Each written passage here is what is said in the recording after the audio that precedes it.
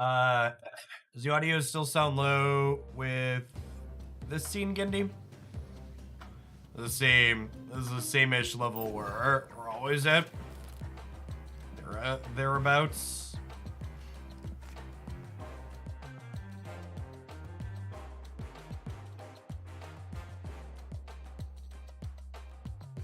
Seems fine. All right. Asking questions about audio to a live stream is always just a giant crapshoot, because you like ask the question and then half the people tell you it's too quiet and half the people will tell you it's too loud. So let's play some games, huh? So this deck is titled Silence Lockjaw, because Silence, or Adam here over on the YouTube side, this is built from their collection of cards as a deck submission. It's relatively close to something that I had been working on myself. I generally think it's better, especially if you have a little bit of a collection like Silence has, to like work within decks that you think you're close to, rather than budgeting out other decks that you're missing key parts of. All right, doesn't have a ton of plays till 3. We've got Lockjaw on 3 this game, though.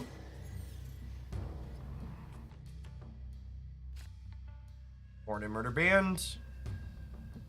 Nobody is getting into the miniaturized lab this morning, it would seem. On 5 cards must be played here. Now, I guess that is a little awkward. I'm not sure Rescue needs to be in this deck or not. She's a little awkward on the Lockjaw curve, huh? She's kind of nice to flip into, though. We're going to play Lockjaw into the Avengers compound because obviously we want to be able to White Tiger on 5. And then Jubilee's a wonderful hit here. We'll go ahead and drop her out into the Lockjaw location.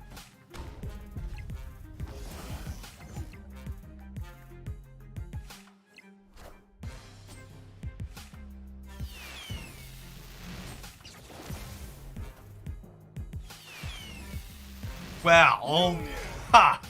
I guess that is technically a thing that could happen. That is not great for us.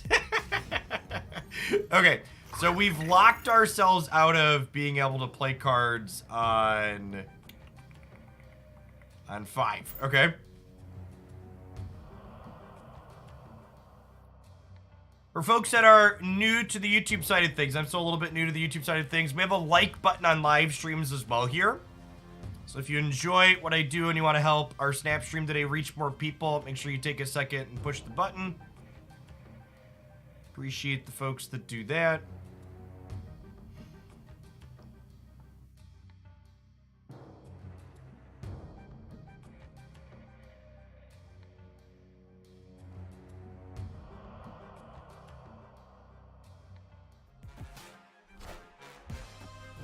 You opened Psylocke last night. I might, that might be one we actually want to put in here, Adam. She's pretty good. Howdy, Chris. Get that. A bunch of people pushed it. Thank you to the 26 folks that took the second. So our deck, they played a Sarah out, huh? This might be a play Magic and see what they do and possibly concede angle. Watch them play Magic too.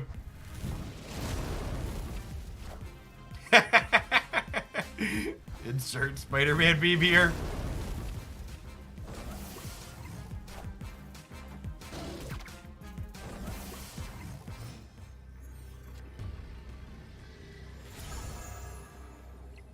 Okay, so unfortunately we missed on the hammer. So I know the last card in my deck is a hammer, but they also have 5 cards in their hand and their stuff costs less. I think I'm retreating. I think I'm gonna swap the Rescue for the Psylocke that Adam just said that they opened. Because Rescue was looking super awkward this game, and I think that's probably gonna be the average. And even without Rescue, we've got some solid 4s. And Psylocke's a nice one to put into Lockjaw as well. The collection box mechanic is frustrating. So it's actually an improvement over the previous large gap in between where you used to get things, I think.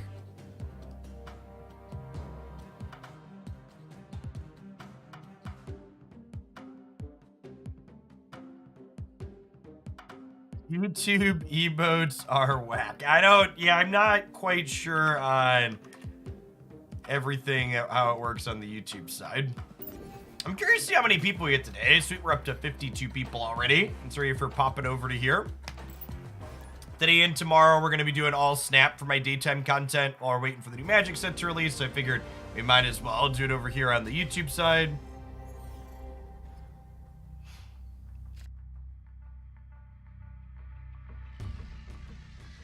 Have any way to get deck links on the... No, there's no type of integration or anything for Snap yet. Snap's still in closed beta, so there's no bots or anything that integrate to automatically post deck lists or anything like that.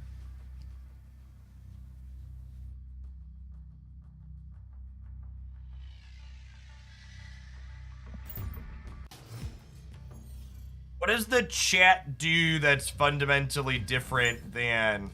Oh, well, that's sad. How is the chat different here that you're not a fan? Out of curiosity.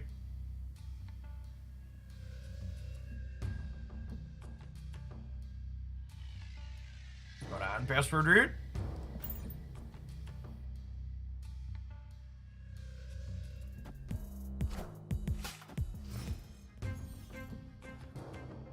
My chat appears on the right side of streams on YouTube.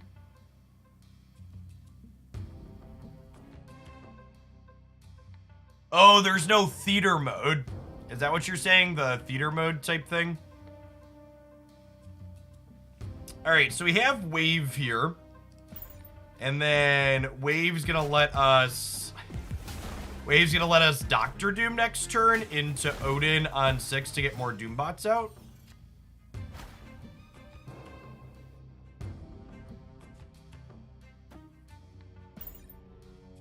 Vision's not terrible either. Wow, what an unfortunate beat there. So, if we would have just had priority, yeah, I think we'll bounce out there. Opponent got really lucky with Professor Cheese, and it was a dickhead and emoted afterwards too. Classic TCG gamers.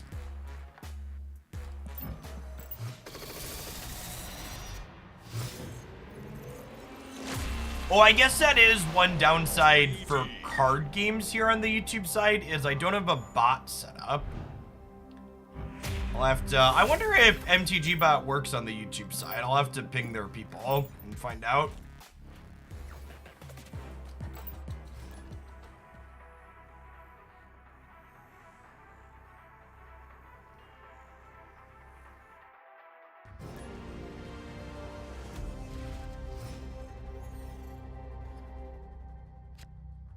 All right, Psylocke into Thor is a solid 2-3.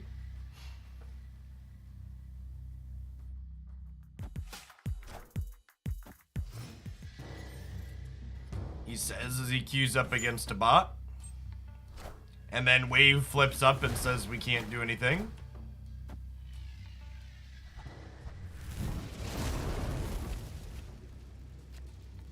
Chat, I was going to be brutally honest with you. There is no replacement for Magic in any of the decks that play Magic. Every...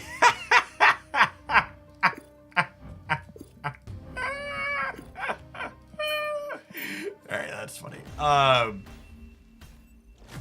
Magic is a very busted card that is just much better than everything else in the game, and basically every deck is made better by adding Magic to it. You can replace Magic with your favorite other card in any given deck and make the deck just worse. But basically, almost every deck wants to play Magic.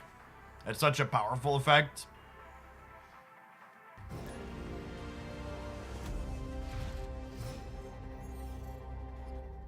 Okay, we've got Lockjaw into Wasp here.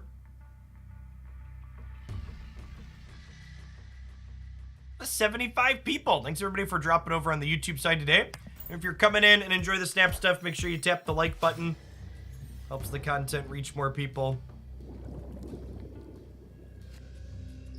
So I don't really have any ongoings in this deck, great. So Onslaught Citadel doesn't do much for us. Atlantis isn't a location that's particularly great for us either, because our deck more goes wide than tall.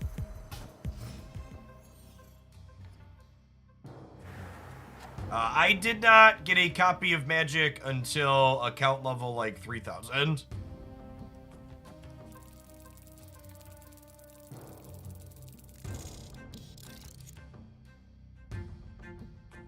Do I want to play into the location where Bucky Barnes is going to leave behind a Winter Soldier? I'm not sure that I do, actually. I might want a Thor over there, actually.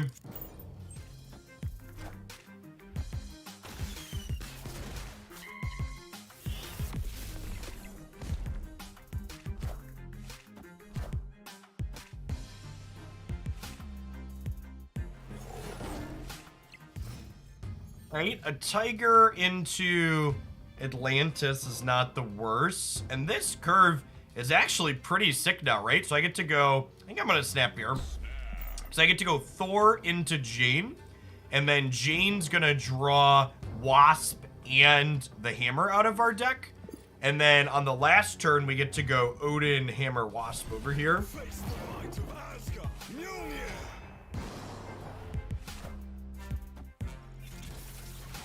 Hulkbuster.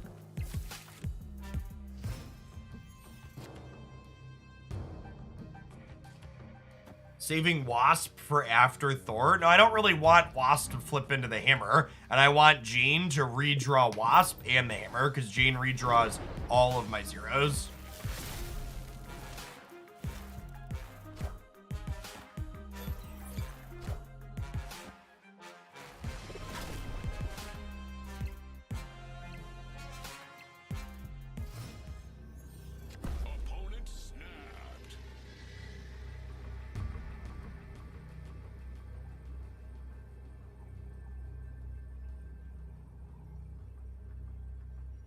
This is a Zola probably, right?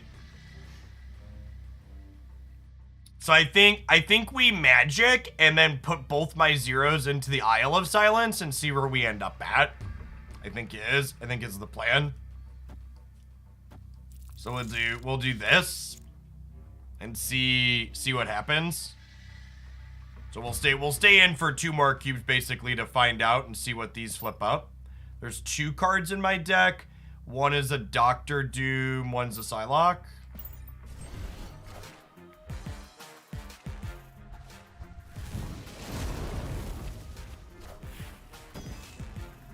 To me.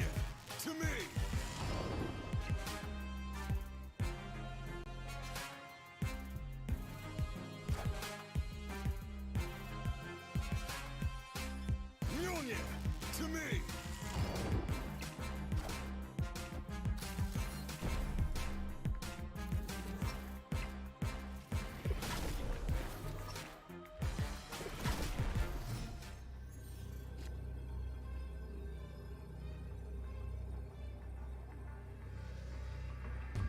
I guess we don't have any way to get through this, right? So our last card in our deck is a Wasp.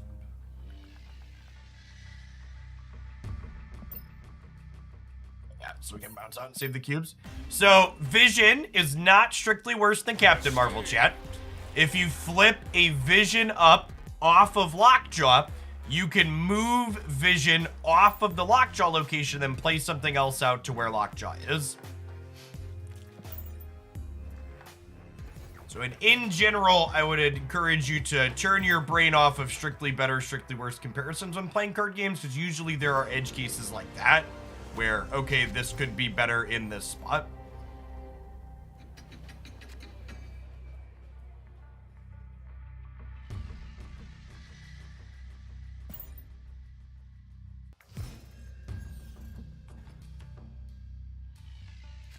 Even if there is Captain Marvel as a build-around inclusion, I think Vision is better. I don't know if Vision or Marvel is good, but Vision's definitely better than Marvel with Lockjaw.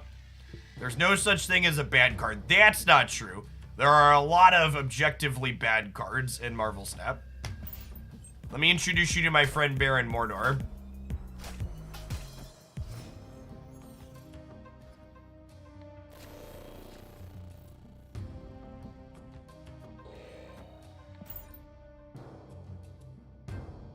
Jubilee into the danger room.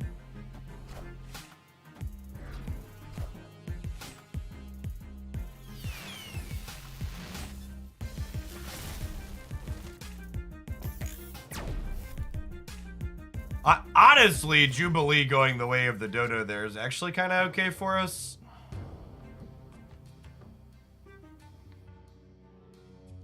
Oh, so they're gonna fill this on 5 with the Grand Central.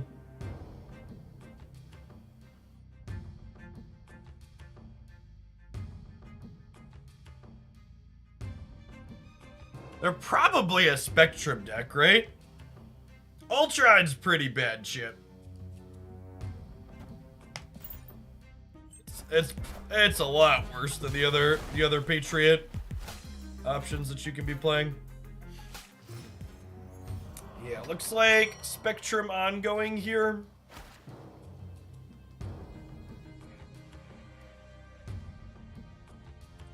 This feels like it might be a Doctor Doom angle, because if Odin hits here, we get to fill all of these up with some Doom bots. There might have been merit to playing Wasp out more aggressively, just so it doesn't hit off of this.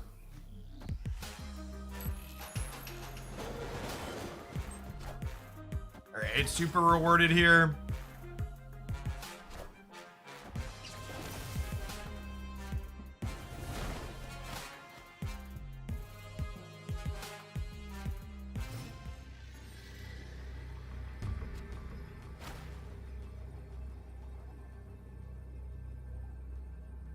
So I don't want to put anything here because then Mojo gets bigger. If they Spectrum here, she adds 8, 13 power centers, so this goes to 19. Is there any way I can beat 19 mid? Quake's a very reasonable disruptive card. Yellow Jacket's pretty mediocre. There aren't really any synergies you can play with it. It's like okay with Lockjaw, but it makes your Lockjaw smaller. Quake is fine. It has an okay disruptive element and like a fine base stat line. I think Quake's very reasonable in us or 3 Bro, for example. I'm gonna go fishing and die to the Spectrum here. They have 75% of the time.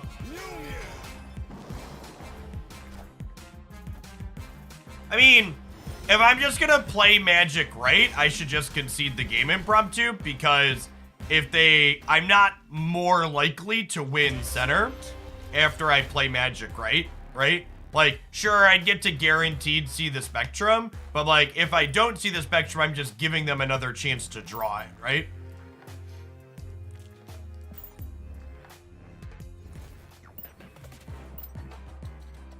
This deck doesn't seem very good.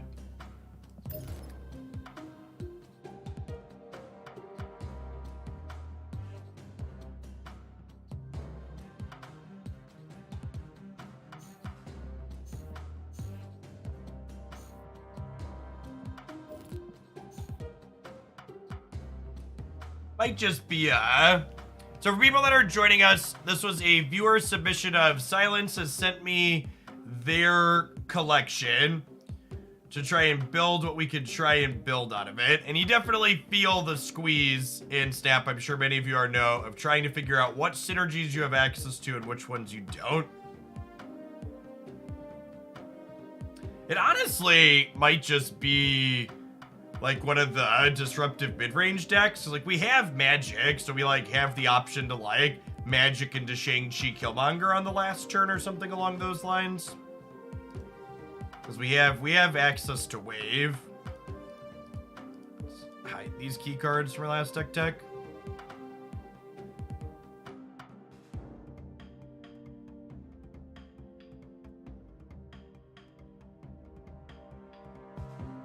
Remember, if you do enjoy the YouTube stuff, tap the like button on the stream. Helps it reach more people. It's probably not a Psylocke deck. I like Doom as a piece of top end, especially with Wave. I don't think we have a Black one. I was actually just looking at that. Black Cat, not Black Widow.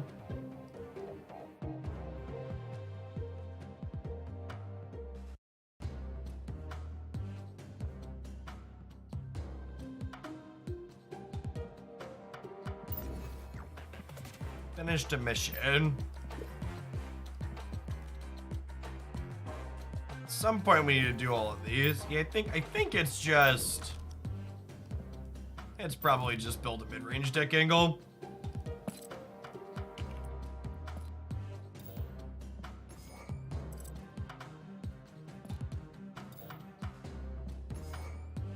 Dang.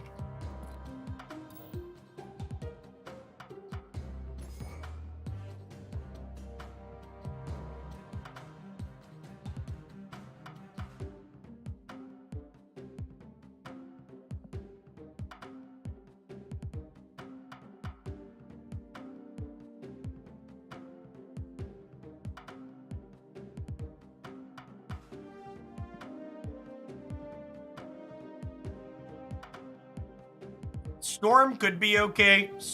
Jubilee is okay as a post follow-up for Storm. There's no Juggernaut or Drax, though, which are kind of the ideal. We could just play Rescue. Maybe Rescue's reasonable here. We have a few 6s that are okay post-wave. Enchantress is fine. I kind of want more 3s. We have Maximus is a fine 3-drop.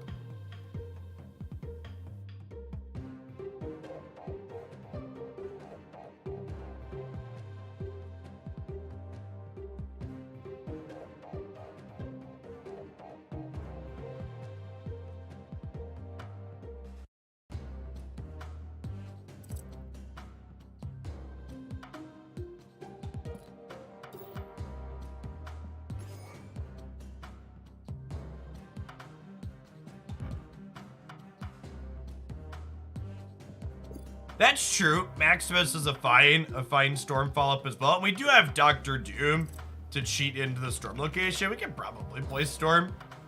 Just a pretty reasonable card in general.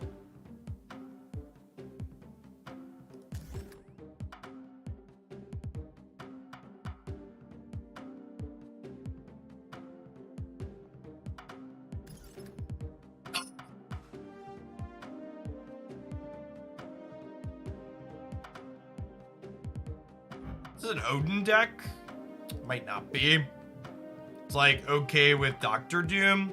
It's like, it's a redraw with Jubilee too, I suppose. It's fine with Wave. Honestly, another 6 might be okay too. We could play White Tiger as a 5. I like the idea of having another 6 in Magneto. We have 1, 2, 3 proactive 3s.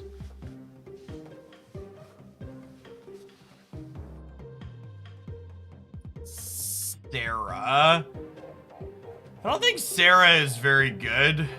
Vision's another way to cheat power into a Storm location is not terrible. But Dr. Doom's probably good enough for that. I have no idea what upcoming path means.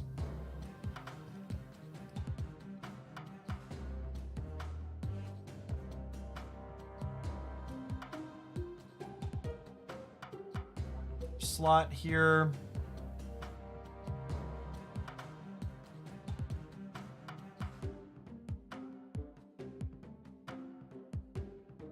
It's a shame they made Nakia unplayable.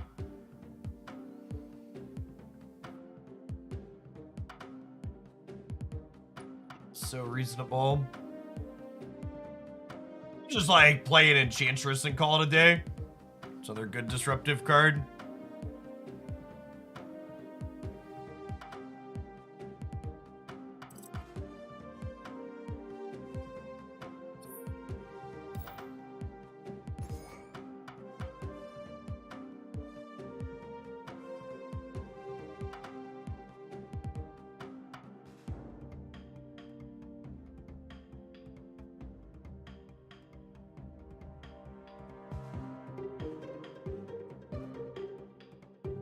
I will say I do definitely need to get a bot for this channel. Because I'm half ignoring some of the things that people are coming in late addressing because we've already talked about them a bunch.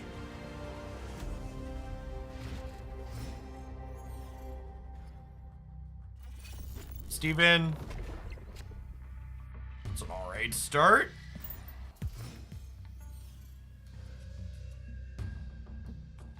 What are the odds?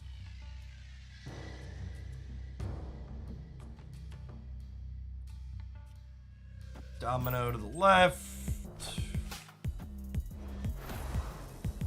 Undid some of the embassy there. Opponent snapped, huh? I'm gonna storm into Clintar, I think. Wind, aid my hand.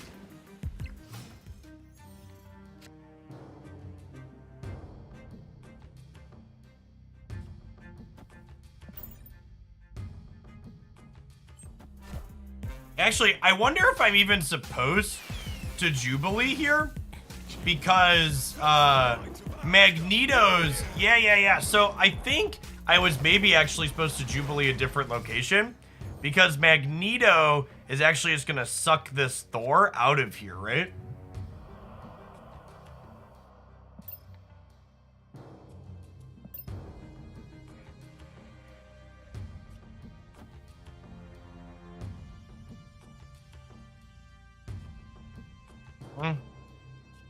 Maximus makes them more likely to have their hammer next turn, which is a little sad.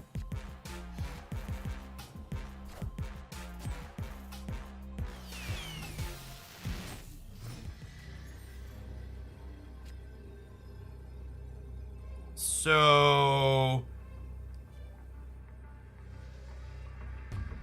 Sure.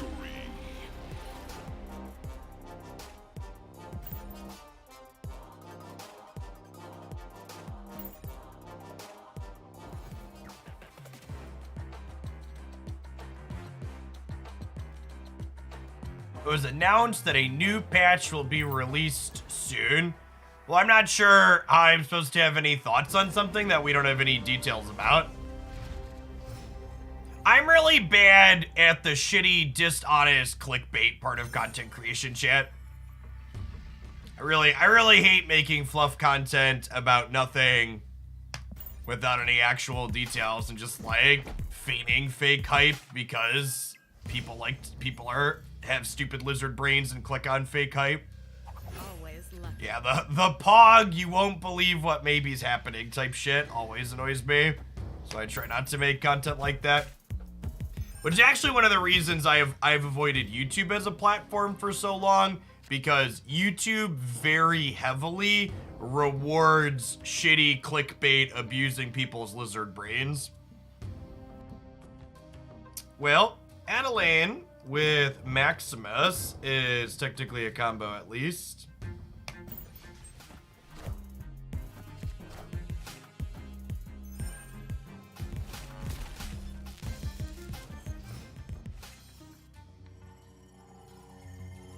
Thank you to the 73 people that tapped the like button on the YouTube side. There are 132 people in here, so I believe several of you are capable of clicking a button if you appreciate me. I guess we wave to get to a 6-drop head of curve here. Sounds nice.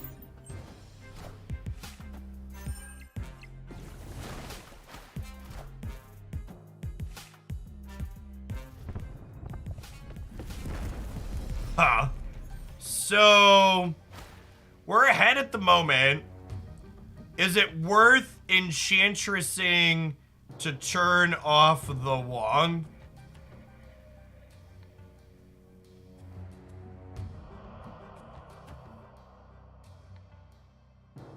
I think it is. I think the biggest news any Marvel Snapcatch patch could bring with it is a more open beta status. I actually think the current balance of the game is really good. And the primary thing this game needs is the ability to have more people playing it. Magneto to pull Wong could have been cute too. That's true.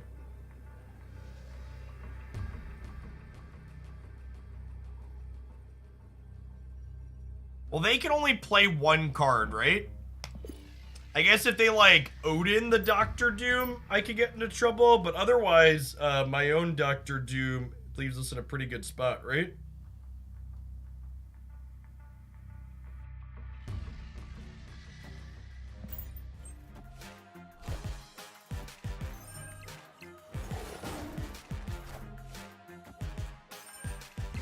We win the tiebreaker here?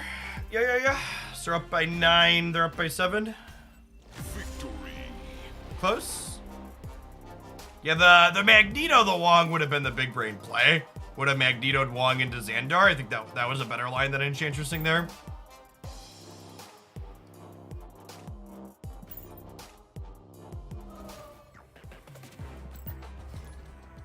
Yeah, the black square bug thankfully doesn't seem to happen on... What's it called? On Bluestacks. That's nice.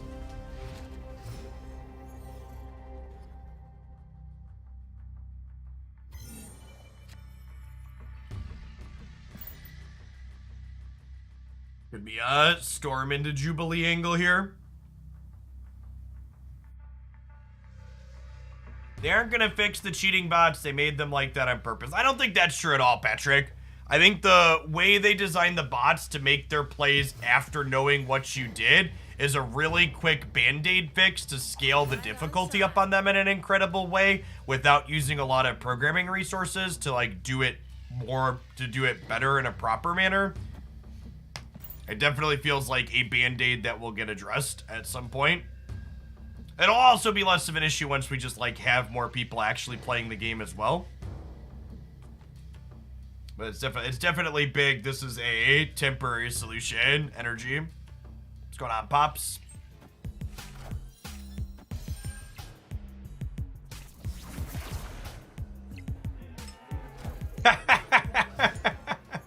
Well?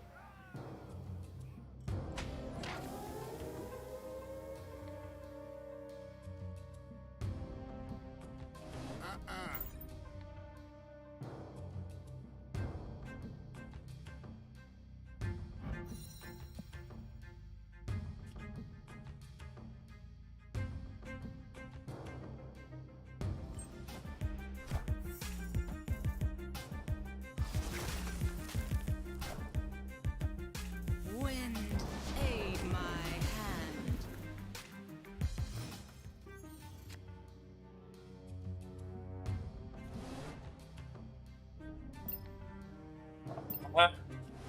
The Jubilee here actually might even not be that good because one, it could hit an Odin, which then re-floods. It could also hit a Magic, which turns off the flooding.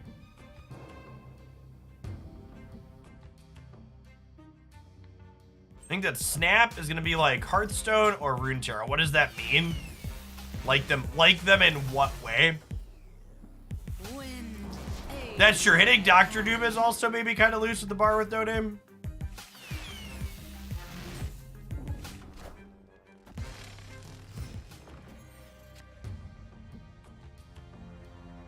Do you believe in magic and a turn 7? I was gonna go ahead and clear the bar with no name here, so this way I can play Doomboy if we draw him next turn.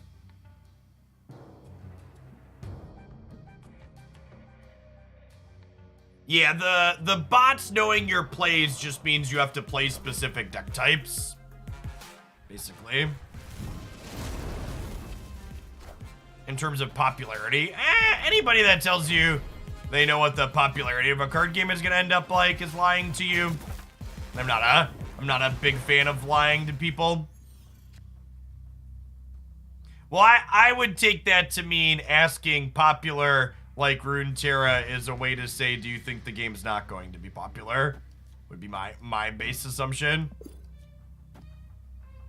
Runeterra is a decidedly very niche thing.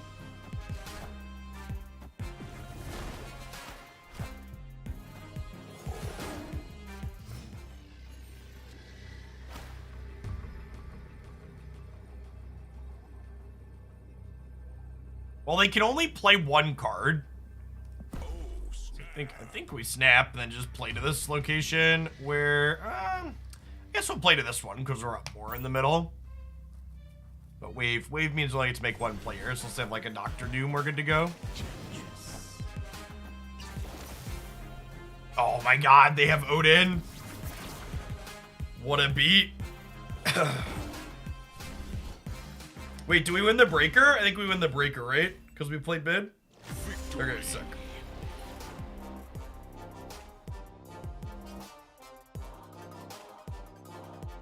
The Tiger is a 5-drop.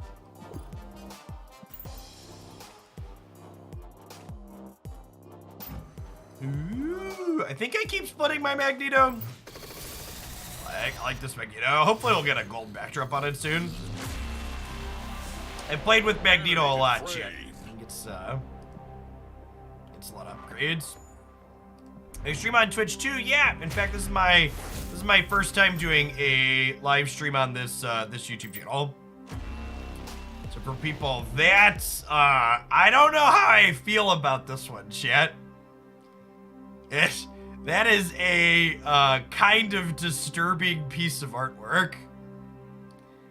Yeah, for people that are new to my stuff, I make content full time. Twitch is my primary platform. So this is, making content is the way I put a roof over my head and take care of my family. Magic the Gathering is the primary content that I make that has made this possible to be my job, but I've been trying to push on into other things like Snap and Pokemon Unite.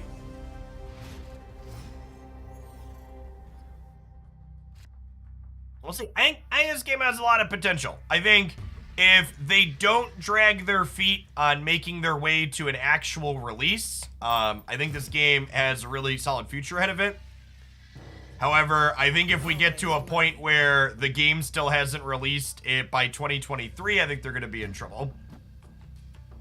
I think in an ideal world, we hit at the very least an open beta. We hit an open beta in the next month or two would be ideal.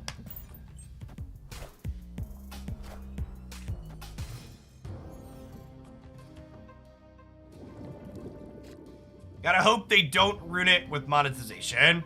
You want kind of a hot take on monetization on digital card games, chat? I think having kind of crappy predatory monetization actually makes a game more likely to be successful because humans are bad and have stupid lizard brains. Hey, Corey, thanks for being the first member on the YouTube channel here. If you do enjoy my stuff, past just hanging out for streams and watching videos and stuff, a great way to support is you can support directly with the membership. For as little as 99 cents a month, help me do what I do here. In addition to helping me continue to make the stuff that I make, anybody that becomes a member here on YouTube gets access to my supporter-only Discord server. We got a community of almost 1,000 people in there talking about Snap and Magic and Unite and politics and food and sports and cars and all sorts of great topics.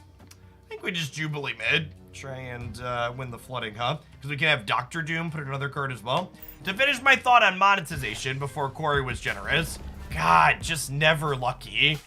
To finish my thought on monetization, I think a big part of why Runeterra actually kind of floundered and failed as a game to the degree that it has is in part because the monetization wasn't structured in a way that kept people feeling compelled to play. Hey, Patrick and Jimmy, appreciate that.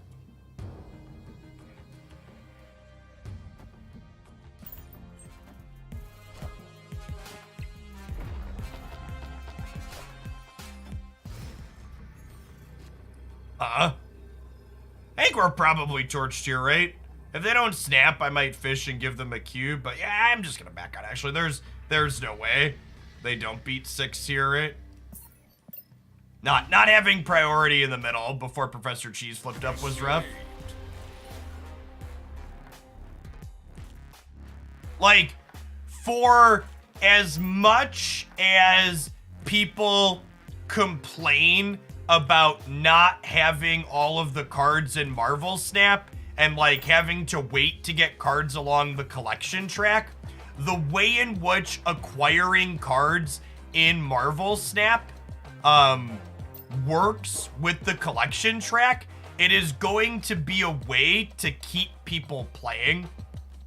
I think to give a pointed discussion about where Runeterra's monetization fell short, I almost feel like card games need to be monetized in a way that players feel compelled to keep playing some amount of games, even if they don't love the current metagame.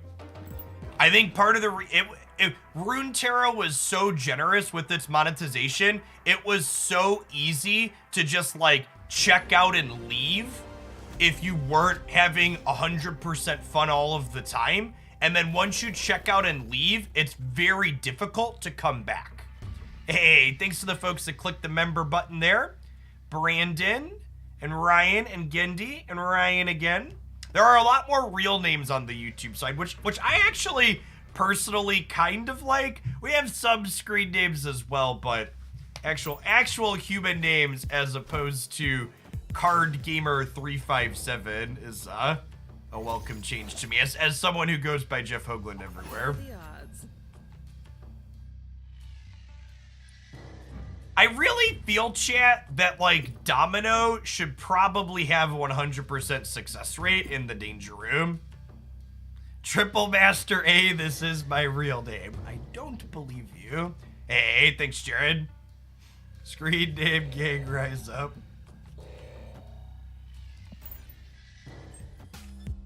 I think we gamble the Domino into the Danger Room here.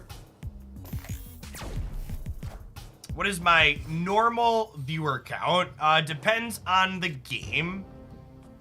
Ooh, I think we storm. Well, I guess if I storm the negative zone right now, I actually don't have a good follow-up to it. But we could find Dr. Doom later to be a good follow-up to it.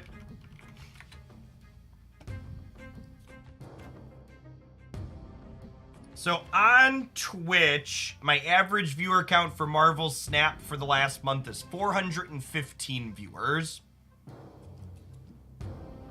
So I was expecting this to be a bit lower than that. Thank you, Pokemon Nerd and Russ, for the memberships. What's my Twitch name? I am Jeff Hoagland, almost everywhere.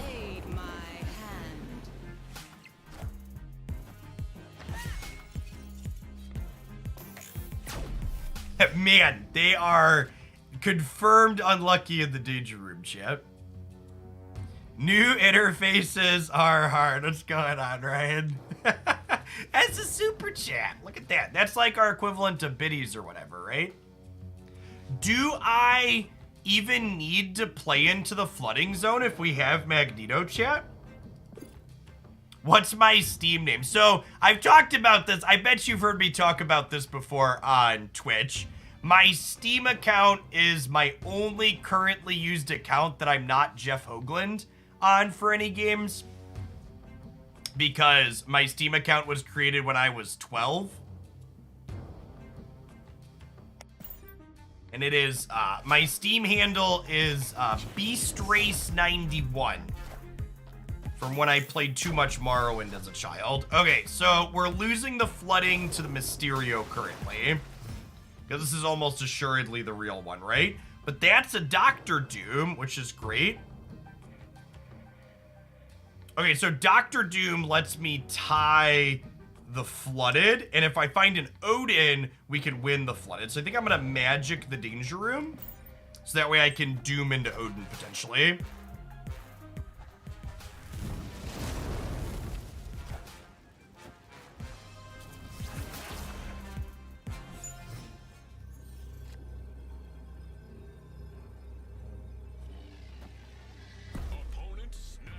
You know, it's funny, I was thinking about snapping.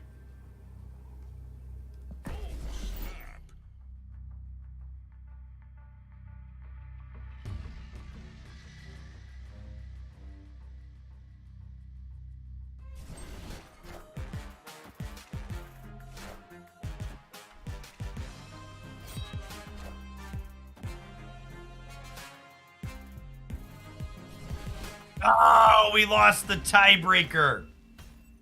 Defeat. Lost the tiebreaker.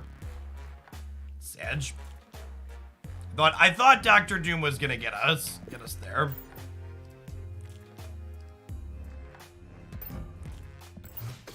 Afternoon, Robert. So meaning of the deck's name. This deck was a build around from a community member snap collection. So we're playing with a little bit of a limitation on what cards we can play in this particular deck. Because we're trying to poke at some other ideas that Silence could play. Getting credits in these caches is just so sad. Big sad energy.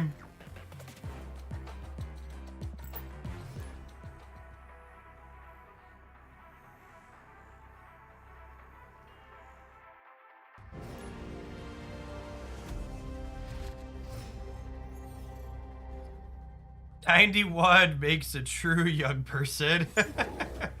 Chat, I am 31 now. The 90s were a long time ago. Credits are better than boosters, maybe.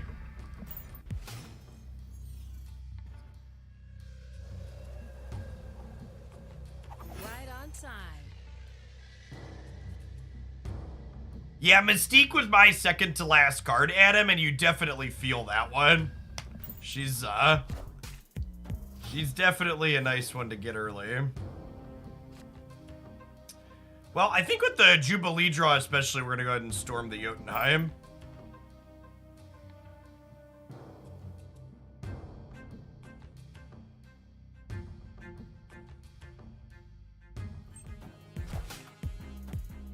Wind Alice? my hand.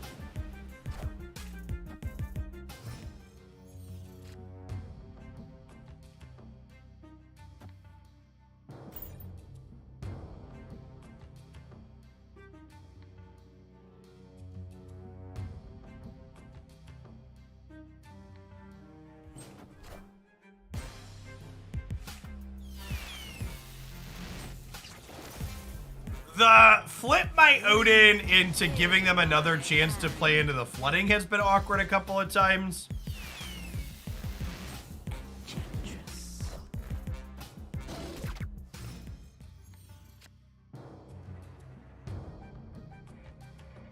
Do I think I want a turn? Do I think I want an extra turn here? I don't think so. I think I'm gonna wave left and then plan to Magneto here on the last turn.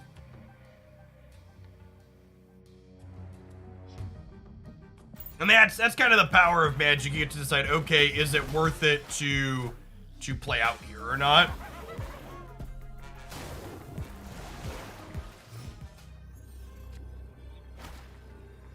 That's kind of awkward. Okay, so we're losing Monster Isle regardless now. So, with this hit and the fact that... Yeah, so now I think we actually do Magic because we drew Shang-Chi. And then next turn, we'll be able to Maximus Shang-Chi into the sewer system.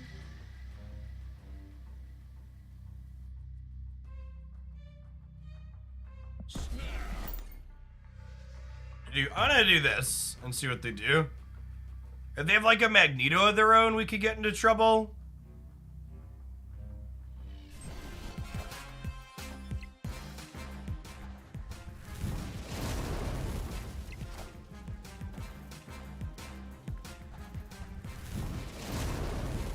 Play Magneto and it's a GG.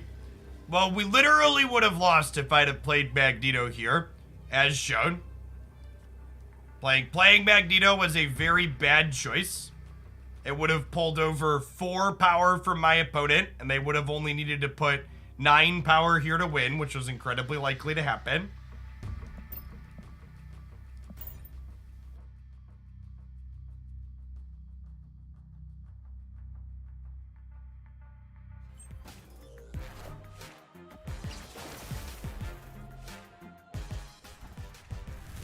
That's unfortunate.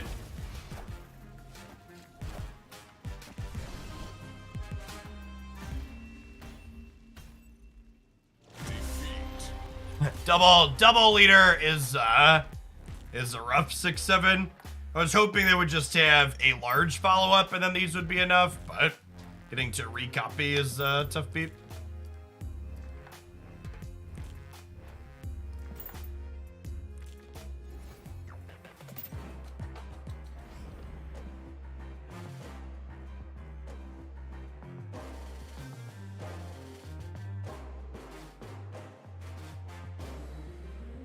Alright, good. The timeout button still works on this platform. God bless. Yeah, I agree, Patrick. Leader is a card that tends to have very little counterplay.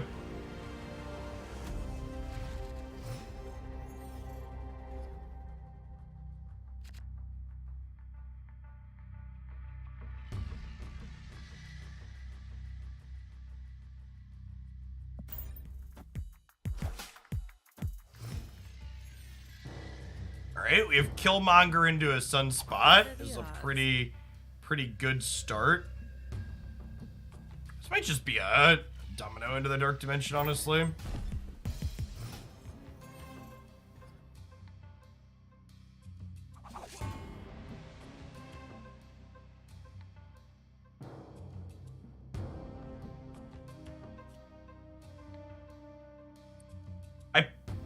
I think them not knowing that Killmonger's coming is also beneficial.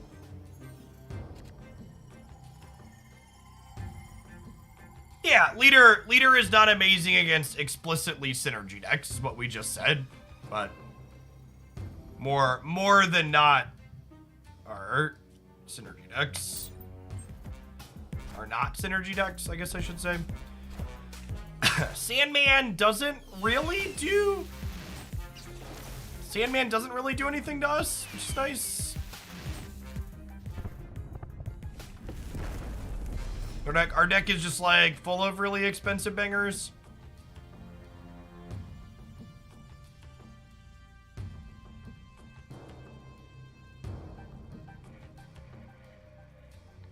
I don't think an extra turn is good for us this game, so I think I'm just gonna like Enchantress face down middle and then like Magneto right.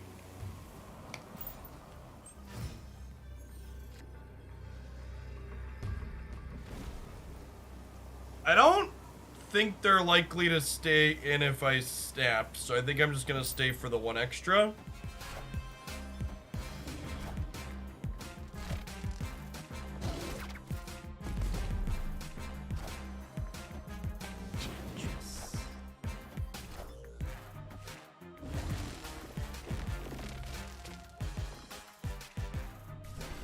So we're good? We're good. All right. We beat the leader that time. Good beats.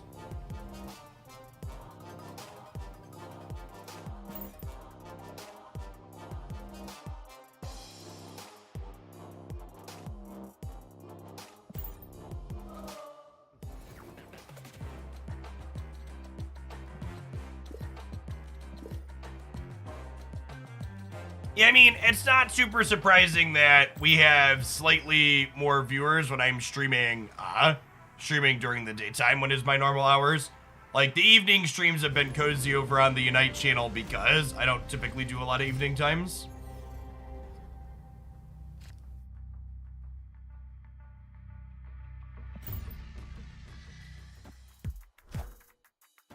Wave is not really replaceable in a deck like this, no. She's a big part of the reason we're able to play as many 6-drops as we are and get away with it.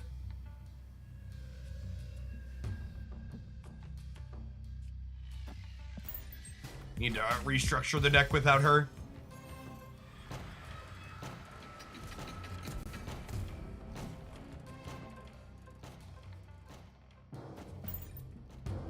Wave into Doombot here. What's going on, Blevins? Yeah, Wong and Mystique are probably two of the most important enablers in the game.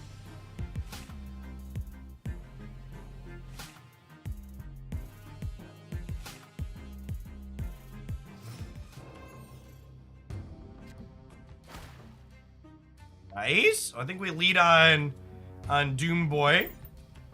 And then if Grand Central graces us with its presence, we get an Odin here on 5 potentially.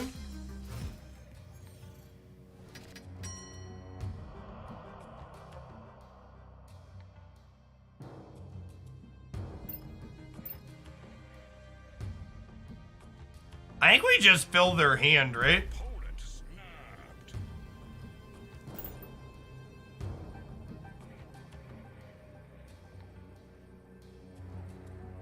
Yeah, there's been a lot of leaders today. I might actually swap to the Destroy deck after this, just because there's been so many.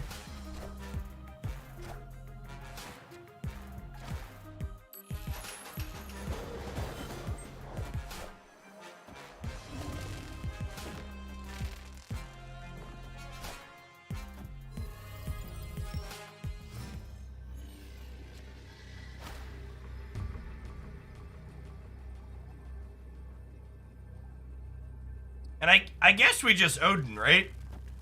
Because that'll put us more ahead here, and it'll send some Doombots across the way. Doombots, dippy-dop, my Doombots, giving out my Doombots, bippy-dop-ba-doo, yeah, yeah.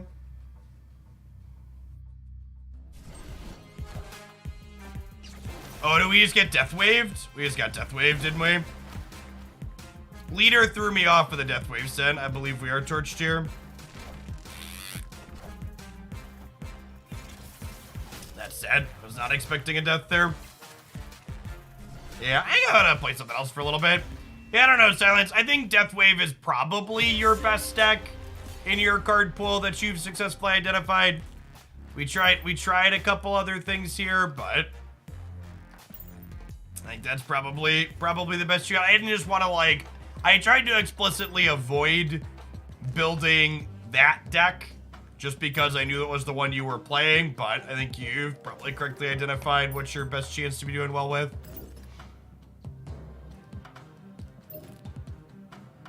Let's do some of this. I'll blow some stuff up. Make people playing leader be sad.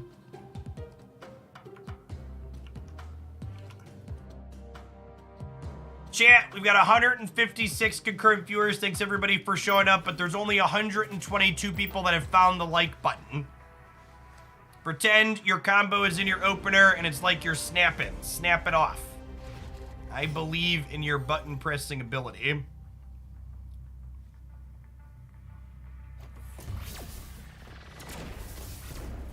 Well,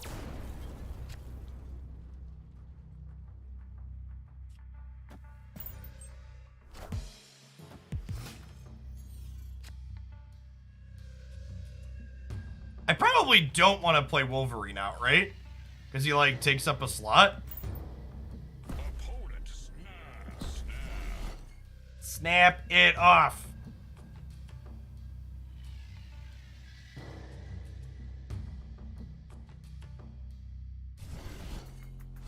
We should put in the new Zola variant. If this isn't peak TCG gaming, I don't know what is, chat.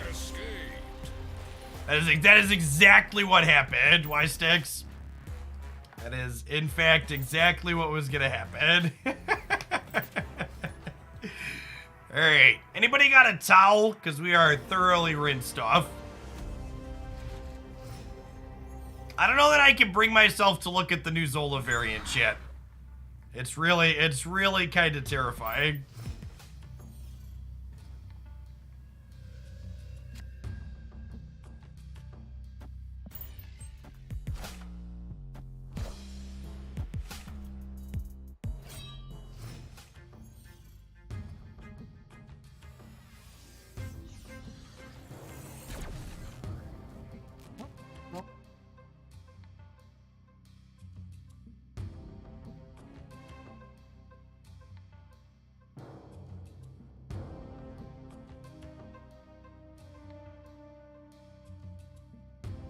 We're definitely carnaging here. The question is, am I playing Forge or am I playing the Nova out? It's probably just Nova, right?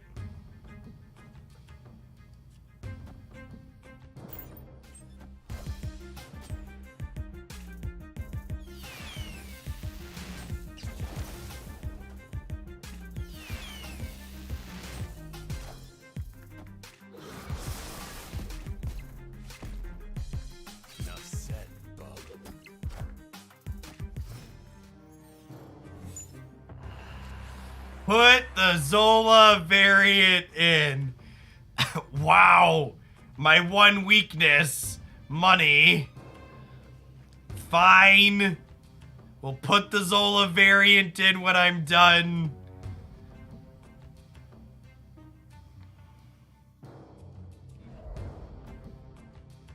So someone asked, is Forge only good with Deadpool? It's obviously good with specifically Deadpool, but it's also just like fine destroy fodder as well, right? Like you can eat it with a Carnage or other things along that nature.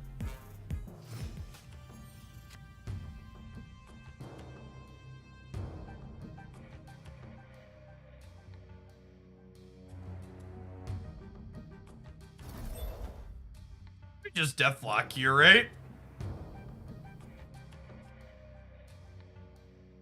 I guess I could magic, and then we could Deathlock plus Killmonger the following turn, and then Death is super cheap.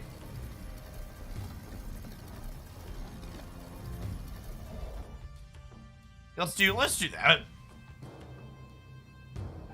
Yeah, it's on curve rate is pretty good.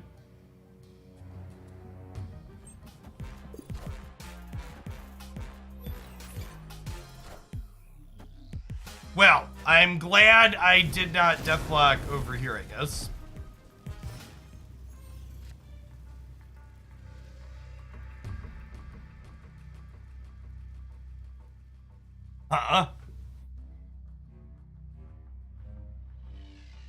So I think we Deathlock into Killmonger?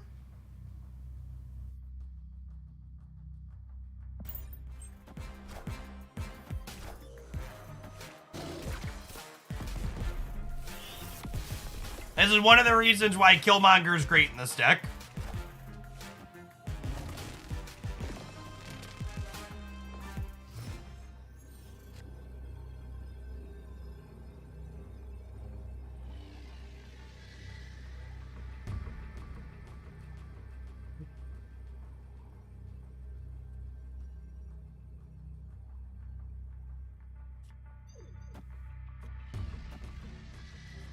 I guess I want to break the tiebreaker here. So this has us winning here and here. I think we're ahead here.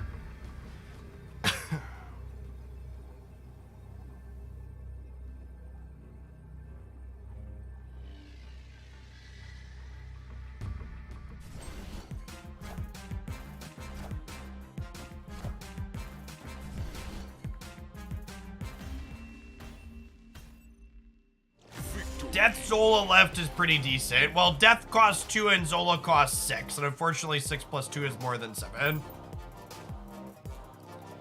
Alright, chat. I would really like to apologize to everybody.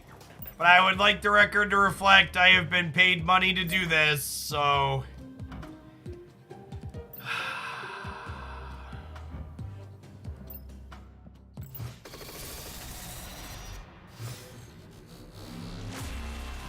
we're gonna upgrade. I like to upgrade my cards to at least blue when we play them. But yeah, it's definitely a little bit of an uncomfortable Zola.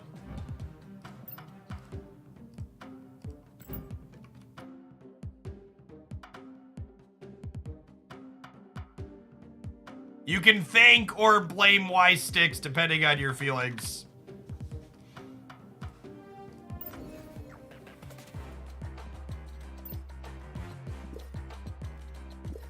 Finally finished chapter 2 of my season pass.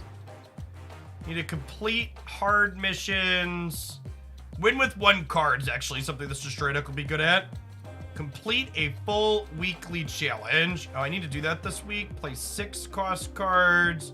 Acquire boosters. All right, we should be able to do a lot of the season pass here. We're up 3 levels. Taking a week off while I was in London. Set us back a little bit. I don't know how we're gonna be able to get to 50, chat. Need 23 levels. I have 6 days. I guess if we finish all of the big chapter stuff, we might.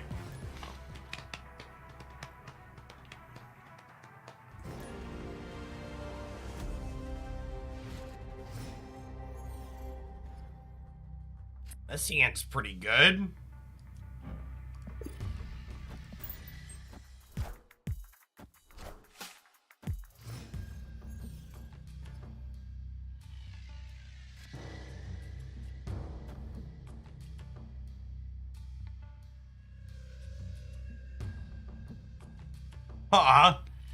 So, with Adelan here now, I think I actually Carnage, so that way I can go Forge into Deadpool next turn, I think is the plan. Hey, Adam. Thanks for the membership.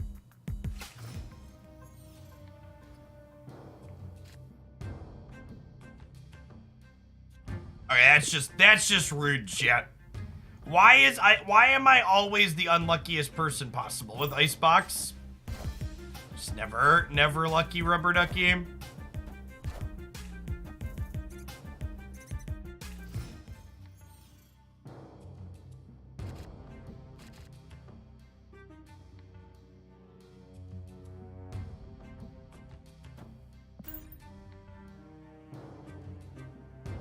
Alright, so I think we deathlock the right here. That's kind of fine, I think.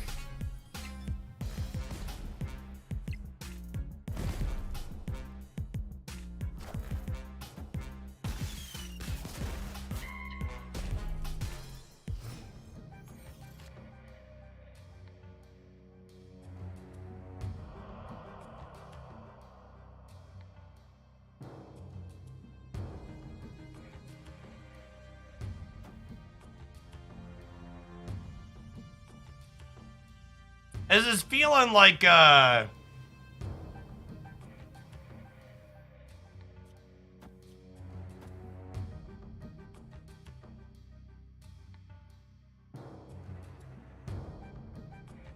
is feeling like a Zolom Venom game, right?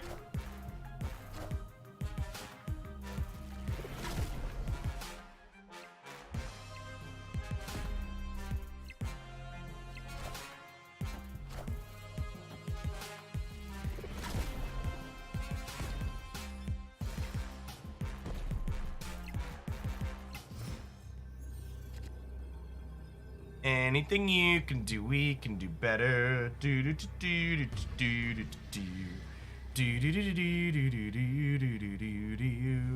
Hey, silly boy, thanks for the tip.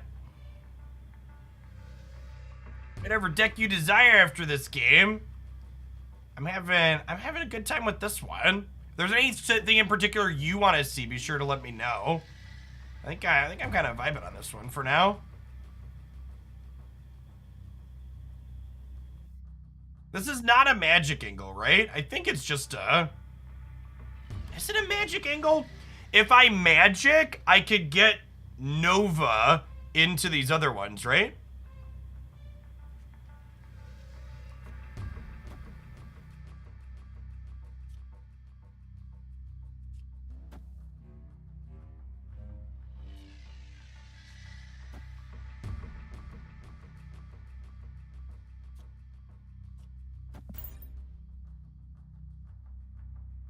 Okay, I think I'm gonna do this just because it sets up a bigger turn on the last turn, and that sounds fun.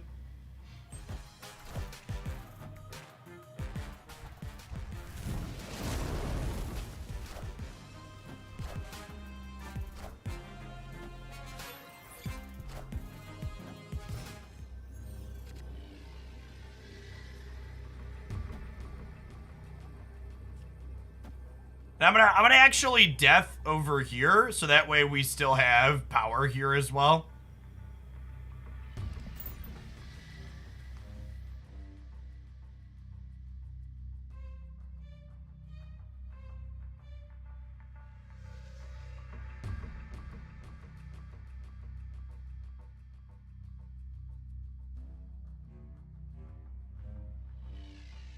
One NZD converts to 69 cents USD. Well, that sounds like the perfect currency, champ.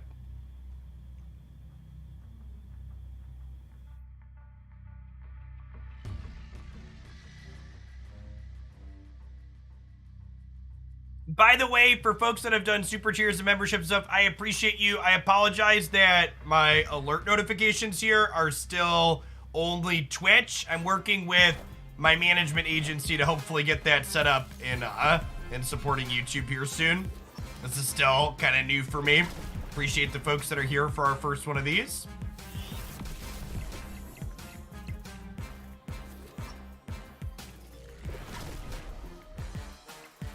Venom is such a hungry boy, chat.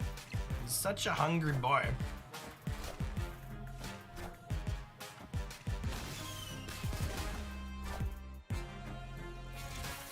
Man, we needed every point in the middle, huh?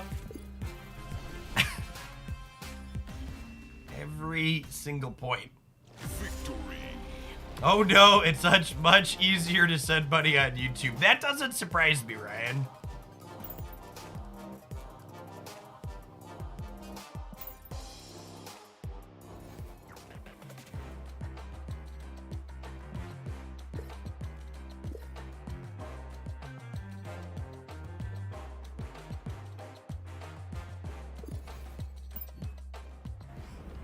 Venom strikes me as the type of character that would eat a whole buffalo, Chip. Yes. Yeah, when the number hits like 20 or so, the text rendering on it becomes very, very bad.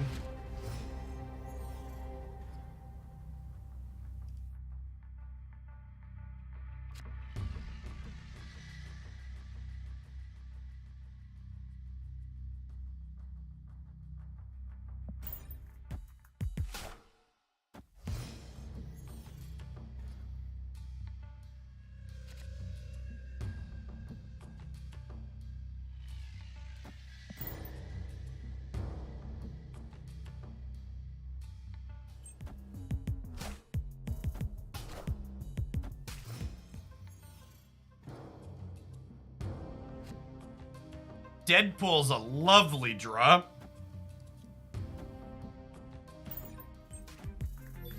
To eat our boy right up here.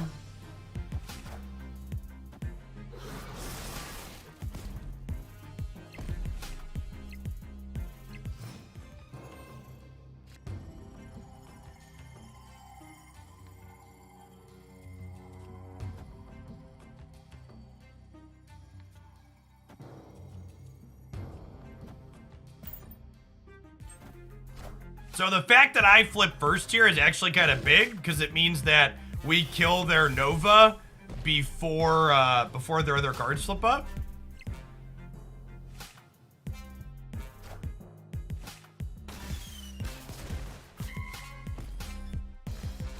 Their Deadpool is much larger than mine though, which is a little sad.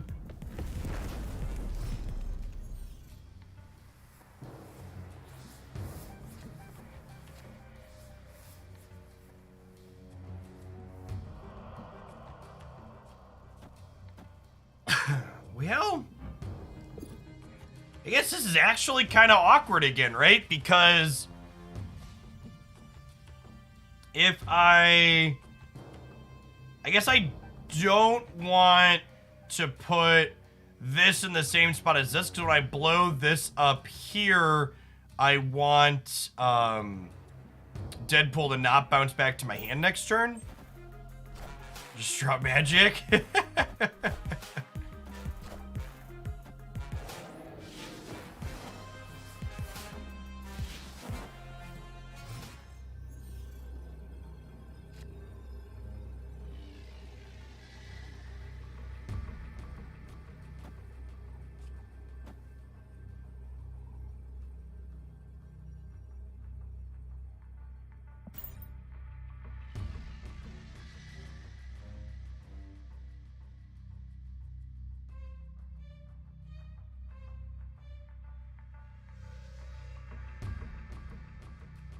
No, outside of putting money into an IRA every year, my wife and I don't really futz around with the stock market. That's all. Legal gambling. Taskmaster over Zola. Well, you don't need magic for Zola to be good. You can just, like, play Venom on 5 into Zola on 6, and it's still pretty good. I think Zola is better than Taskmaster, which is why I'm playing it.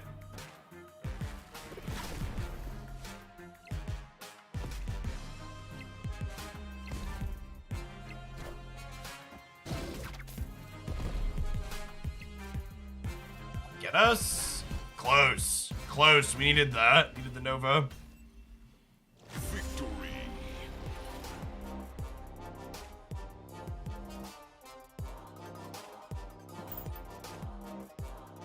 Deadpool's competitive, chat.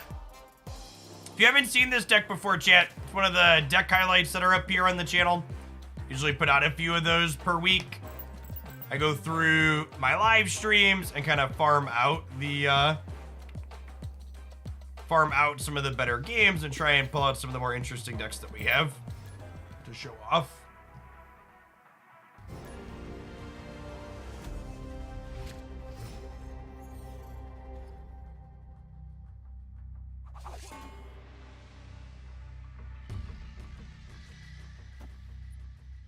I have Forge this time.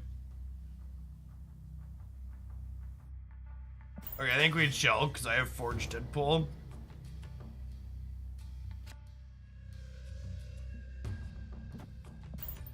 So Forge gives the next cards you play +2 power, and Deadpool doubles its power every time it gets blowed up. So if we Forge into Deadpool, it starts at 3 and doubles to 6, which is great.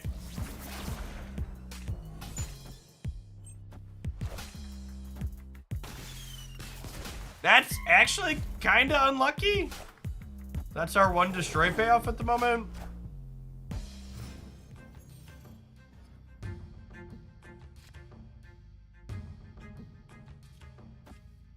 We'll play this here, and I guess we're hoping to draw Venom at this point.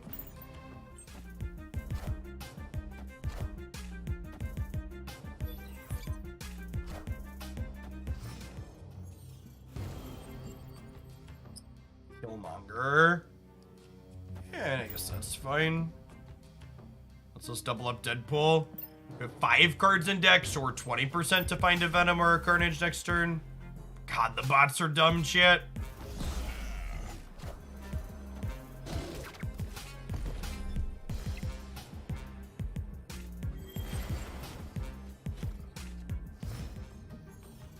Opponent snapped.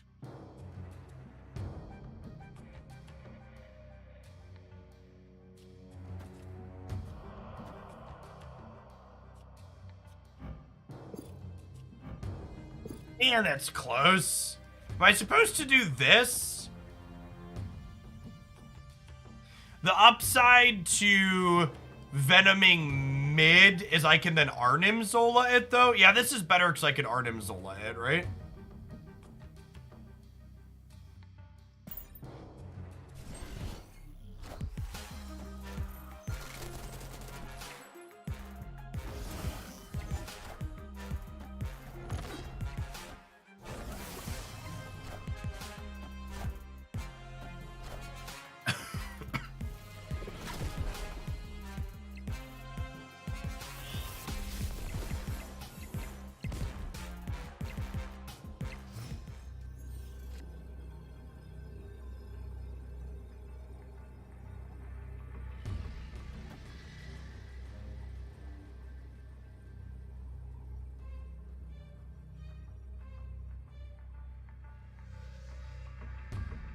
What happened if you Zola a Deadpool? Do you get 1 in hand and 2 on the board? Yeah, that's exactly correct.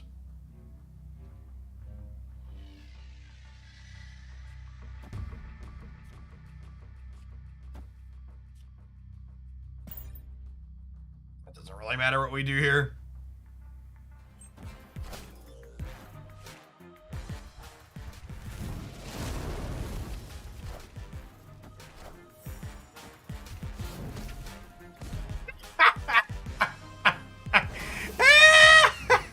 God, the bots are dumb. Oh, man, that's the good stuff right there, Chip.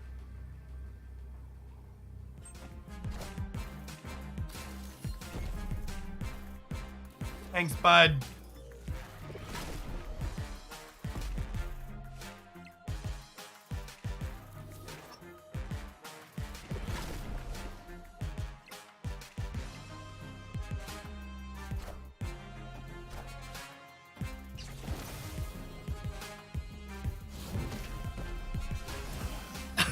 All right. Thanks to Shang-Chi, we won that game, champ. We got Deadpool. Deadpool bringing up the mid here.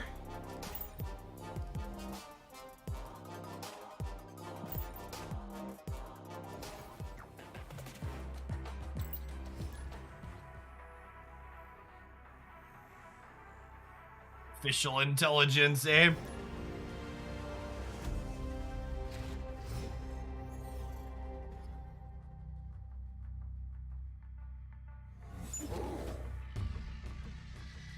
That's true, chat. If you're someone in here that's one of the regulars and you feel uncomfortable chatting using your actual person name that's tied to your Google account, you can make other profiles with your gamer tag. Like, for example, all 3 of my my different accounts, Oglandia Snap, Oglandia Unite, and then my Jeff Hoagland account are all tied to my main Jeff Hoagland YouTube account.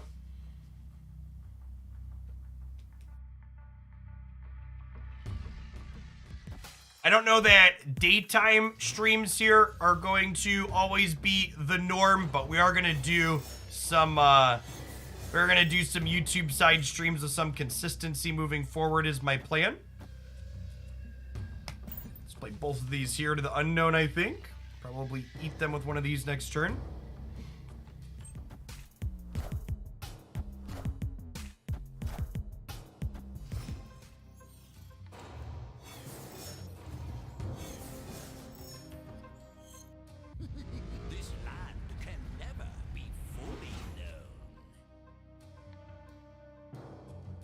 Wait. That makes my deck awful. That makes my deck awful. All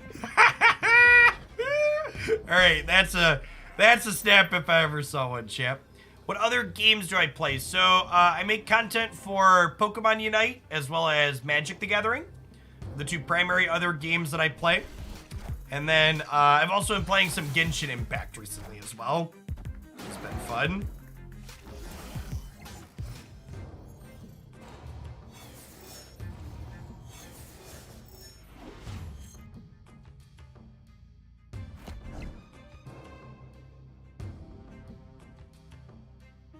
Okay, so I don't think I really need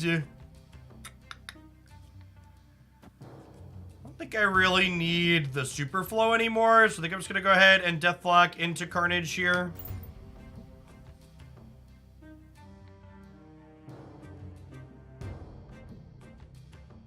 Yep, twitch.tv/Jeff Hoagland. If you prefer YouTube stuff after the fact, youtube.com/Jeff Hoagland. There's a lot of Magic stuff on it.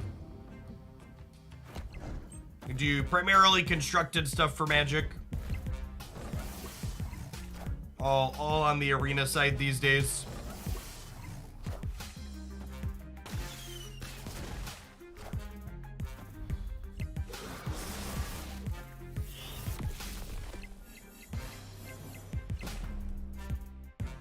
Enough said, bub.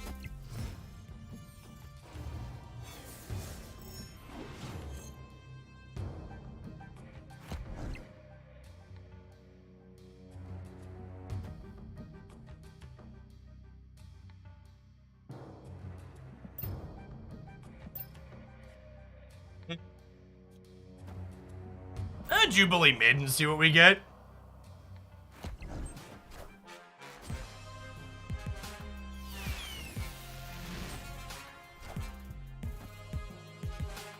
It's a pretty good one to get.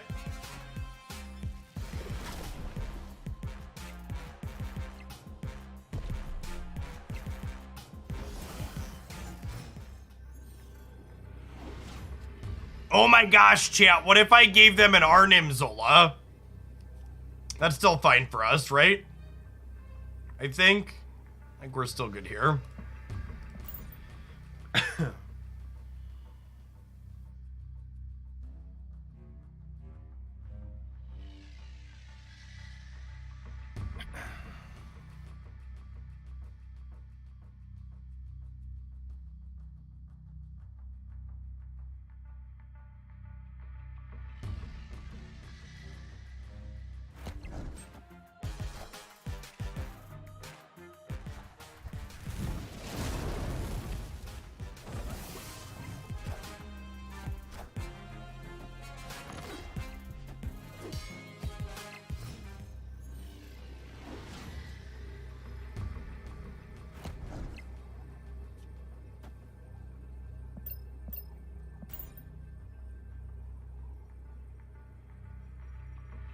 Let's out for tiebreakers.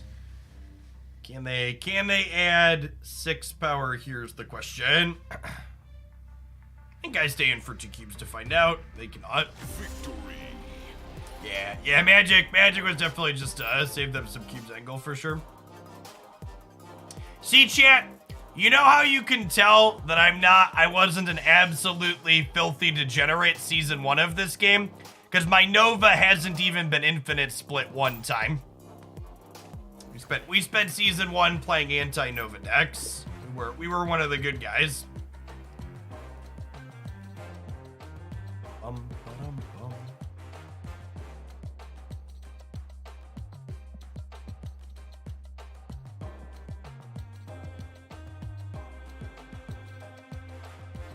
In with Jessica Jones in your deck. I guess we're gonna have to do that at some point, huh? Maybe we'll do that tomorrow.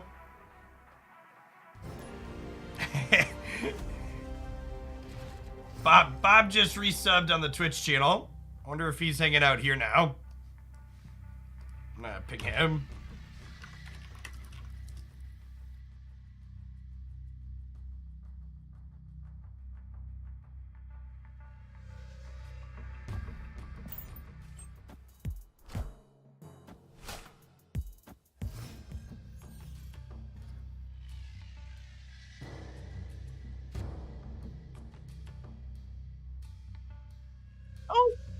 Think I want to Carnage the Nova. I think we just chill.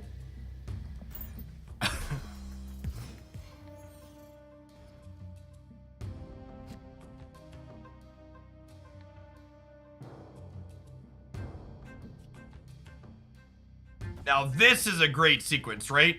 Because Carnage eats the Nova, gives the Deadpool 2, Carnage eats the Deadpool, he goes up to 4. And then next turn I get to go Deadpool into Killmonger is also great.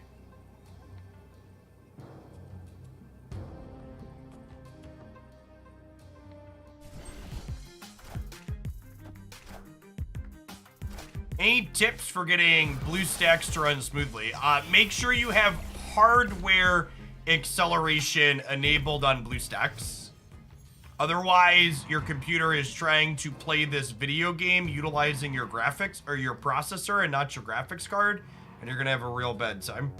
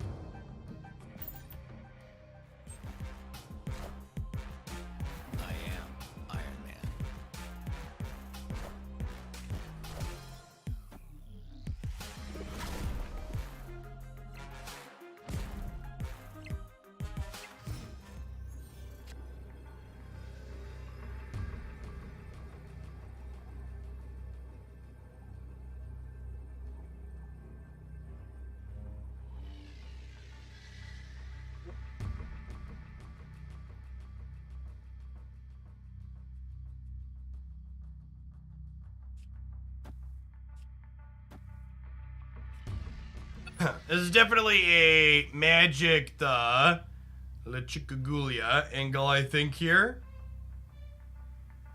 And then next turn we can go Zola the Venom plus play Deadpool left.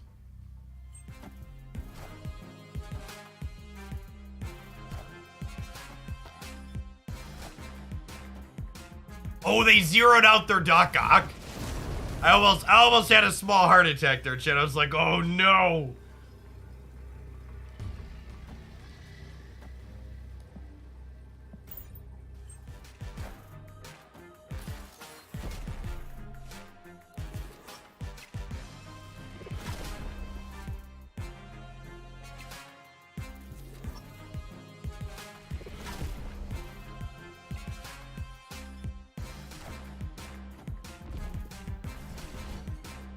I think this deck is super reasonable, Chet.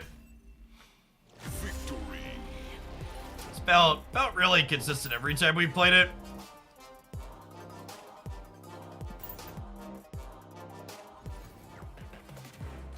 Deadpool's a sweet card to enable.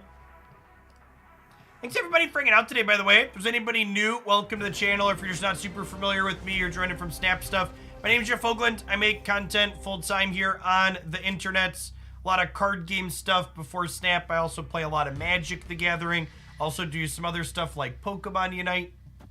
This channel here is all Snap all of the time. If you're not currently subbed to the channel, you can find Marvel Snap game news updates here, as well as edited deck highlights several times per week.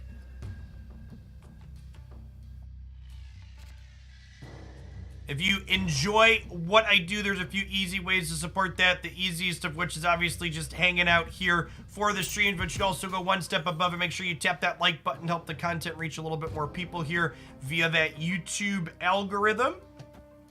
Another great way if you're in a financial position to be able to support, there are super chats and channel memberships available for that.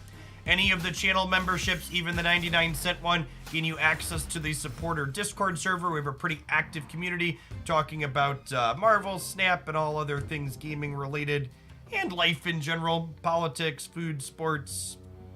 Lots of great channels up in there. All right, what are we playing this turn? I kind of want to Venom because it's more resource efficient, but at the same time, he wouldn't get very large, right? So I think it's a Carnage angle. Here's a version of the deck that's playable without Zola or Death. Zola could definitely be budgeted as Taskmaster if you have Taskmaster available. I think it's definitely a reasonable exchange.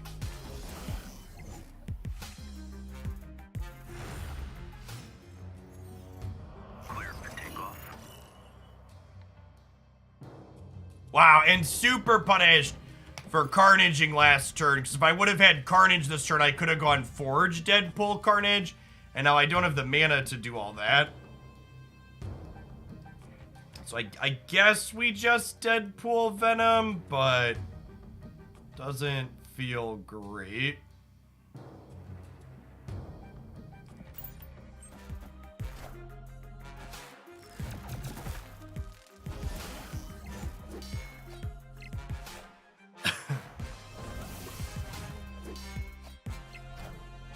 Hey, what's going on, Jake? Afternoon. Good to see you around.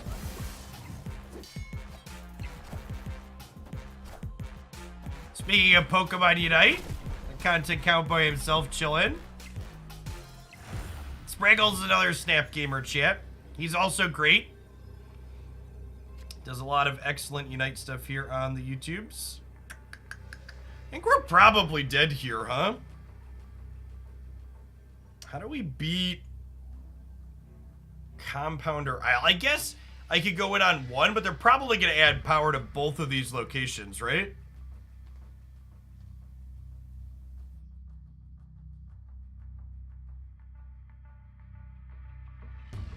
I have to imagine we can add, I guess Killmonger takes them off of some power. Do I think this wins the right? We're adding 11, 14 here, going to 19, and we're cutting them off of 2. So they would need to add 11 here. This might get there. I guess I could also play into DC, though. Yeah, okay. Punished. Maybe I'm supposed to hedge 2 locations here and place them into DC.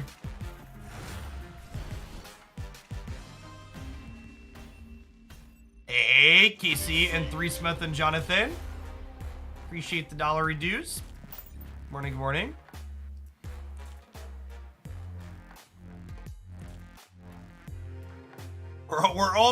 We've almost got our ugly Zola up to a blue border, chat. Uncomfortable Zola? Are we going with uncomfortable Zola or ugly Zola? Why not both? It could be, it definitely has big both energy. Well then, that is certainly a first location. Give me something to destroy, please. Yeah, that's a good call, Perk. It's strictly better to put the bite into Isle for a point of power on it.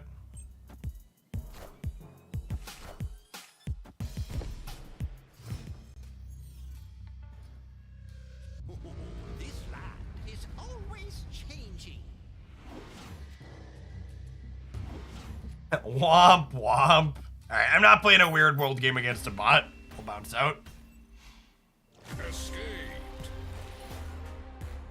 I owed yeehaw. At least you have the licensing option available, Spriggles.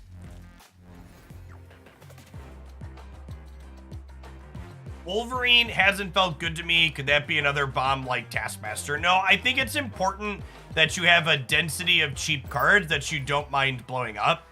I think if you wanted to try something else over Wolverine, I would probably try Sabretooth there. But I think having Wolverine as a 2-drop has a lot of value. I think you want 5 cards to play early proactively.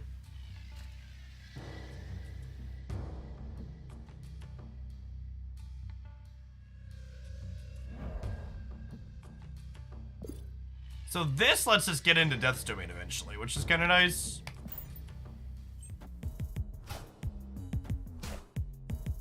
Yeah, I agree with that, Frozen.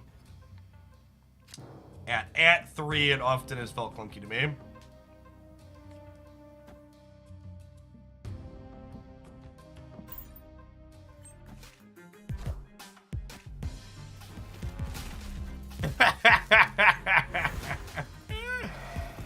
Electro into Death's Domain is really good.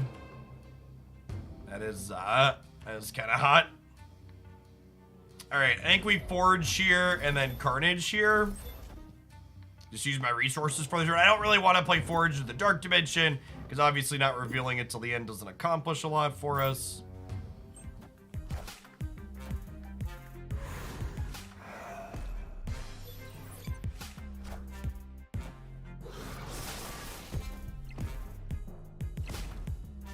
Enough said, bub.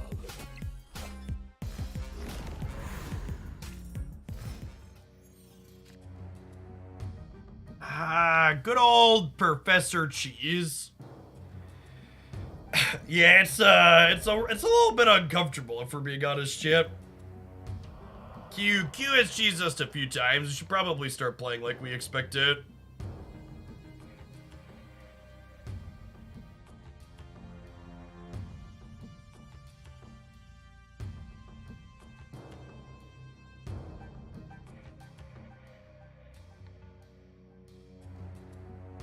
How are we sequencing here?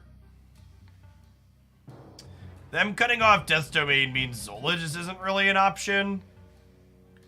And playing into Dark Domain is like pretty awkward.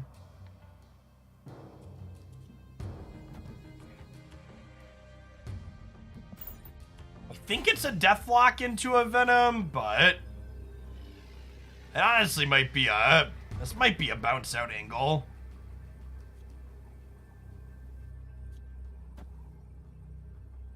I think we're unlikely enough to win this, so I'm just not even gonna give him a cube. How do you know if you're playing against a bot? So the surefire sign currently that you're playing against a bot is that black and white cosmetics are exclusively a bot feature. They're not available to actual human players yet. They will be at some point, but not currently. Bots also make some really boneheaded plays on occasion, and there's a few different naming templates as well as avatars that fit the bots. Like this avatar plus this 2-word name, probably a bot. Had to venture a guess.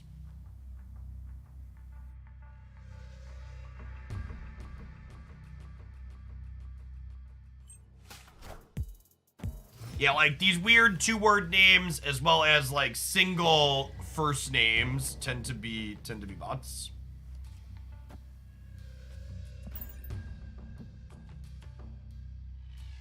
There's a few different formats the bot names tend to follow.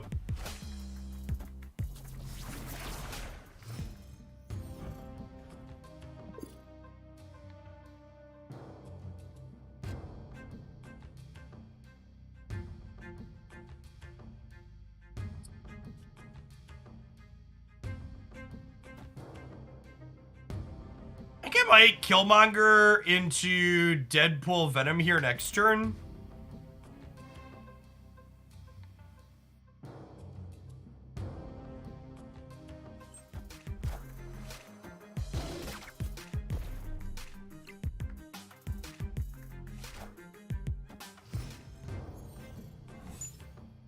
Opponent snapped. That's a little unfortunate.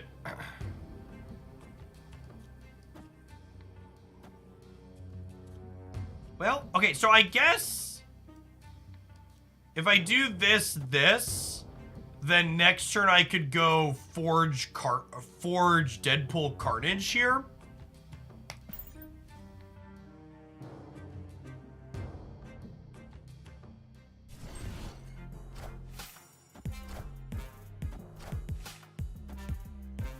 Venom's not really accomplishing anything, right?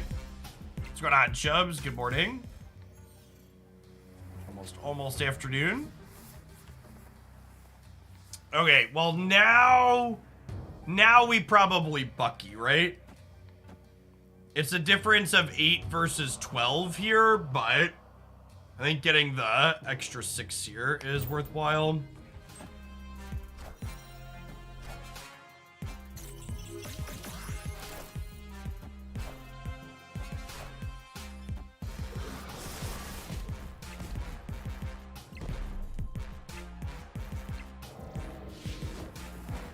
The Strange Academy is gonna sort some people out here.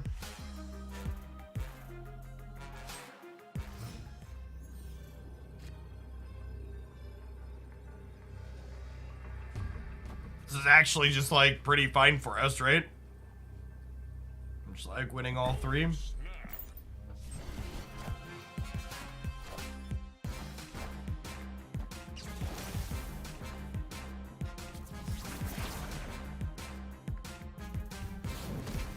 So chat, again, this Odin, likely a bot based on avatar and the name. The Odin here being black and white confirms that this is a bot. We just farmed 8 cubes off of. I think this deck is a great choice for farming bots, by the way, because you just like put things into play with really big numbers. What's going on, Chubbs? Good morning.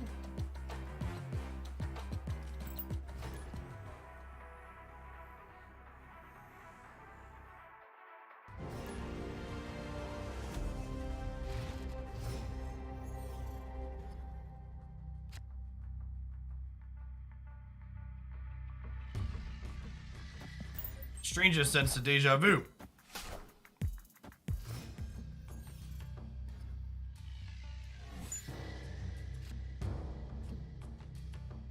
Old rock chat, nothing beats rock.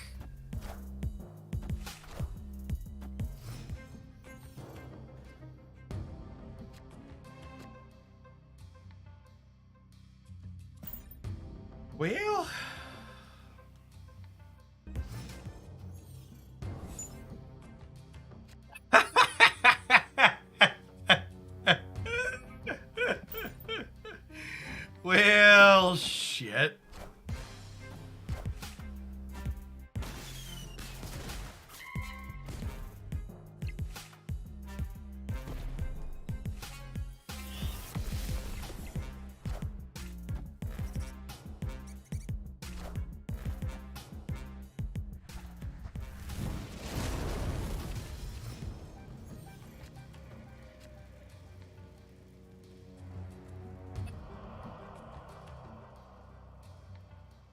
I think I'm just passing.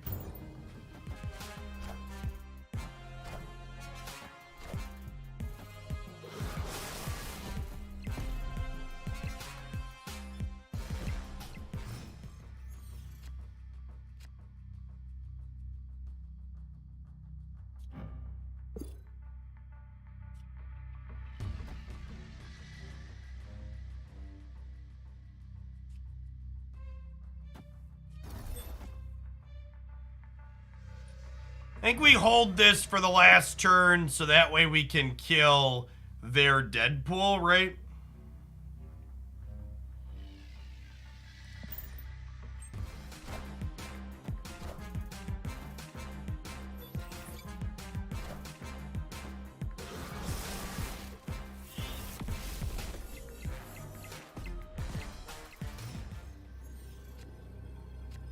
So now we go Rock, Zola the Carnage, Killmonger.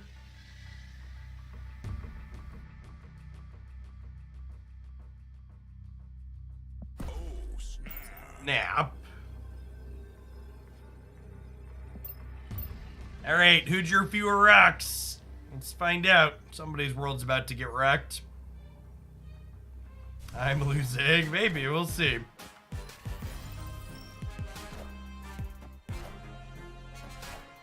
They are, in fact, losing, Chip.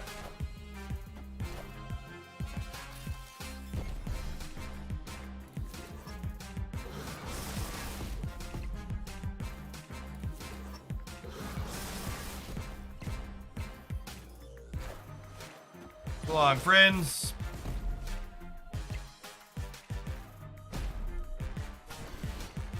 It's another reason Zola is good. Obviously, it gives you two big things, but it also lets you take your big thing out of the path that it's currently in and put it somewhere else, kind of giving you that extra juke factor. Because, like, they'll often be, like, playing in to try and beat that path where your large thing is. You're like, actually, we're just going to bounce out of here and win the other two now.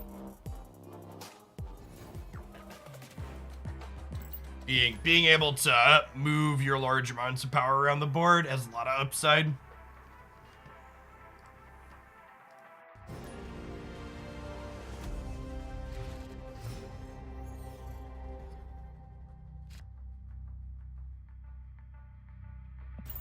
Oh, well, this card gets very silly very fast.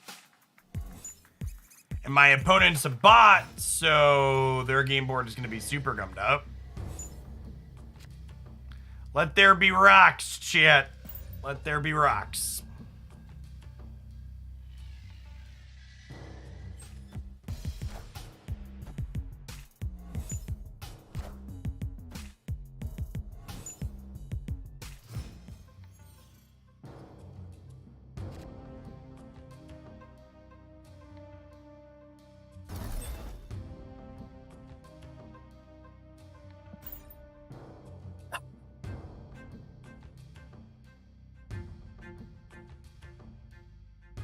Yes, it's like a good version of the move deck. It's a heck of a way to put it.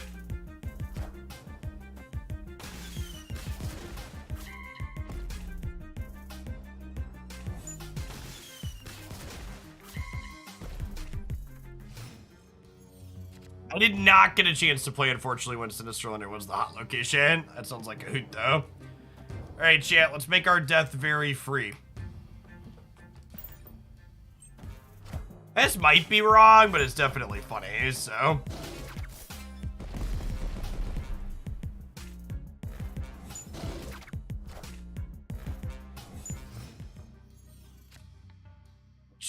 What did you want me to do here, chat? Not make my death free? That doesn't sound very fun.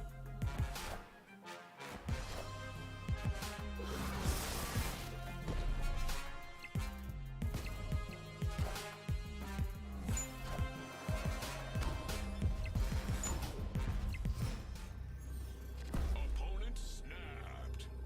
Oh, snap.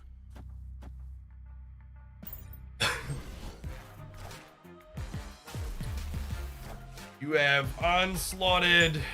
You're Mr. Fantastic. Not me. Victory.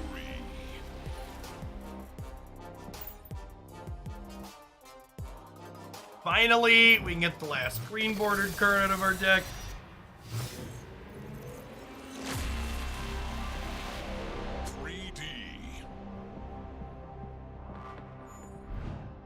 Alright, let's change things up, huh? I'm playing this one for about an hour. It's the most OP card or combo right now. I think Magic is my play for just like subtly most impactful thing. Otherwise, from a raw power level of like the deck overall, this plays Magic, but this is the deck, the negative Sarah deck, that's been getting the most buzz in the game at the moment. I actually think overall game balance for Snap is pretty good right now. The devs have done a pretty good job of both pulling things up and down in good amounts, I think.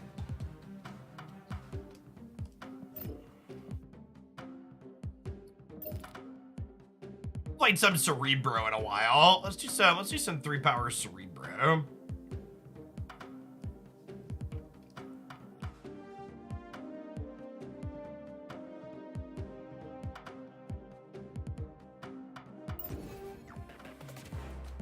What's going on, Maple Syrup? Yeah, so I'm trying. My plan for live content moving forward is that my Magic the Gathering live content, that's home, is always going to be on Twitch, because that's what my Twitch has primarily been about.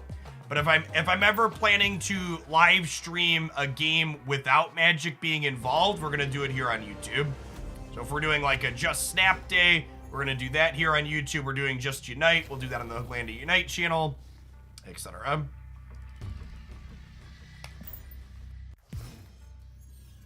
I think this 3-power Cerebro deck is very good. Because, like, not only do you have something kind of powerful to do with the actual card Cerebro, but you also have a lot of really good disruptive elements, right? Between Cosmo and Killmonger and Shang-Chi, you definitely interact with your opponent in a solid manner. Let's get rid of the Lechukagulia here.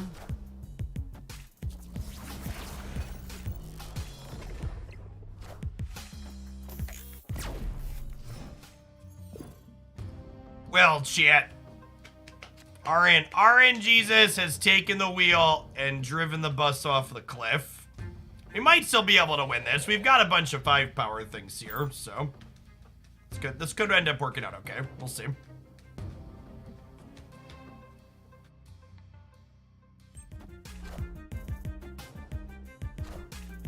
Surprise, surprise, Cerebro 5.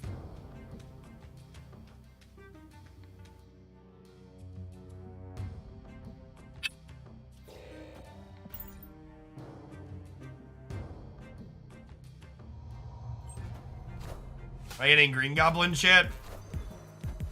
Sarah. Okay.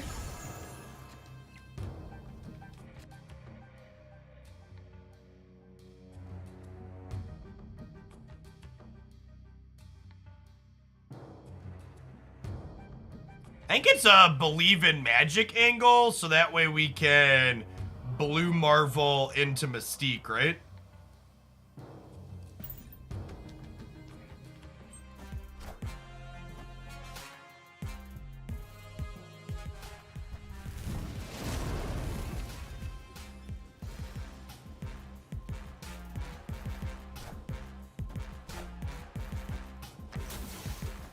Speak of the Sarah negative deck, it will appear.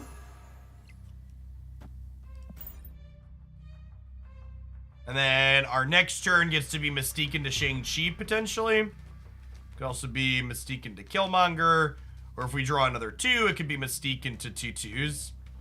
Find a Sentinel or a Quake.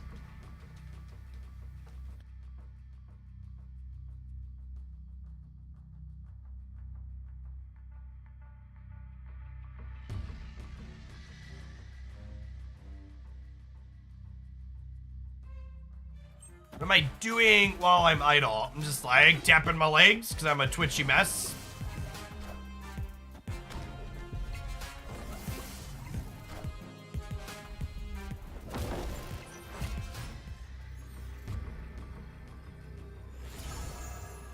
Sweet. Okay, so it's important that we play Mystique first here because she grabs the ongoing ability, the last card that we played.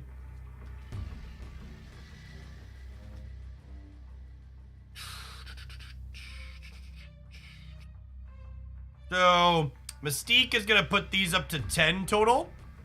And then if I put Swarm here, they're going to go to 13, but we'll go to 15. And then we're probably not winning mid, right? So I think it's just Sentinel here to hedge this way. This is going to go up to 14 here, so we're plus 9 already. Sarah makes the math kind of tricky here. We could lose this, but I think for a cube, we're definitely staying in.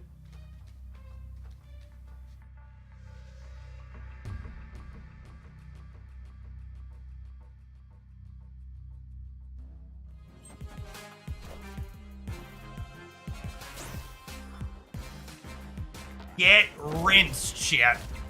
That's actually another one of the reasons why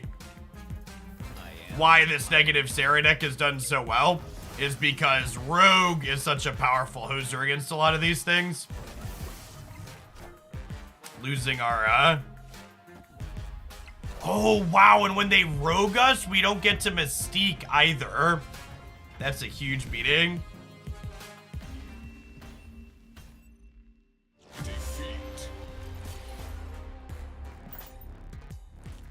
Yeah, Rogue just like completely takes decks like Cerebro and Patriot out back. Desperately need those effects to be competitive.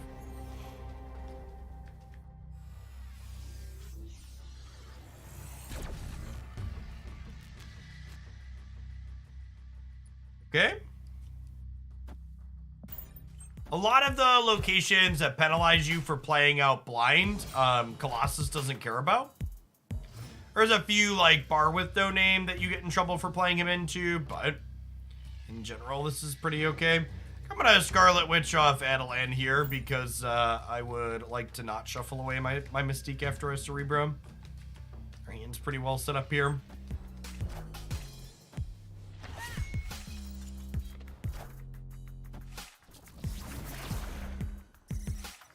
Whirls!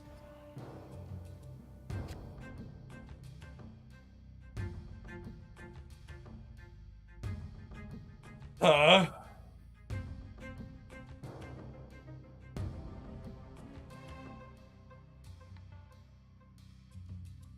This could just be a Cerebro plus Mystique on 6 angle.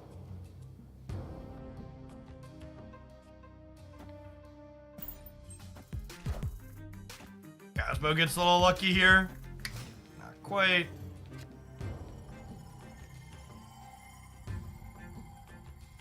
Do I want to kill all of the squirrels, chat?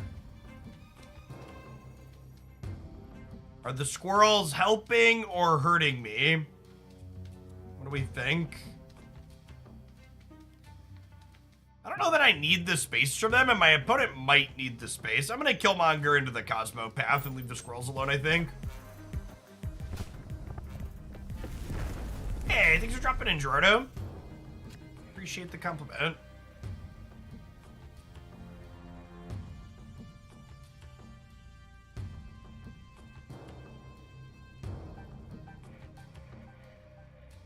I have another question here, too. Do I think Limbo is helpful or hurtful this game? It could cut either way, right?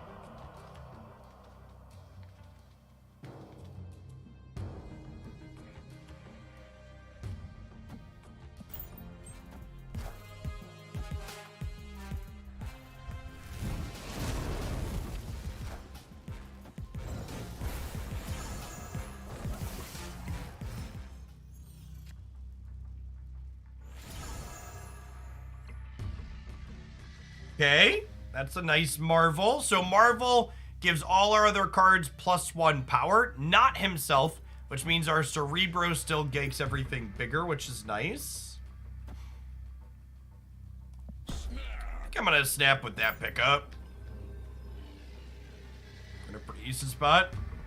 Afternoon, Brandon.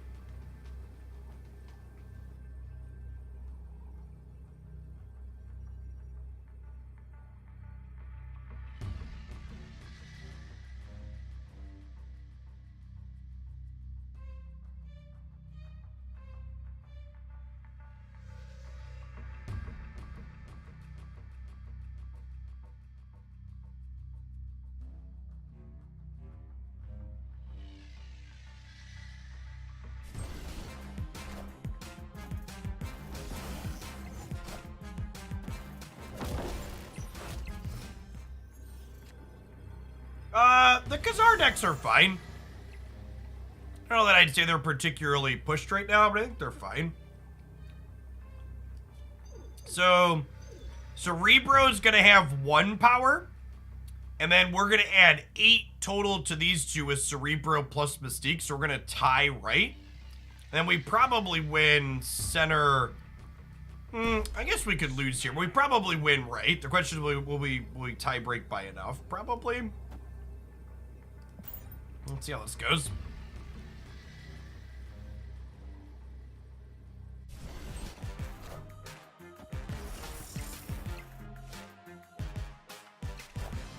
Oh, they do have Bishop left. Good calls. Okay, so we're losing left then. So I should have Cerebroed middle to get 1 more power there.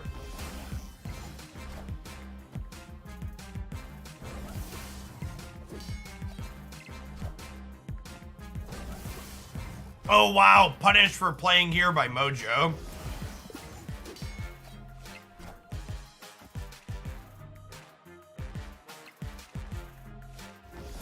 Damn. So, if I would have played Mystique center, we win this because Mojo would be -6. Good read by the opponent where to put that one.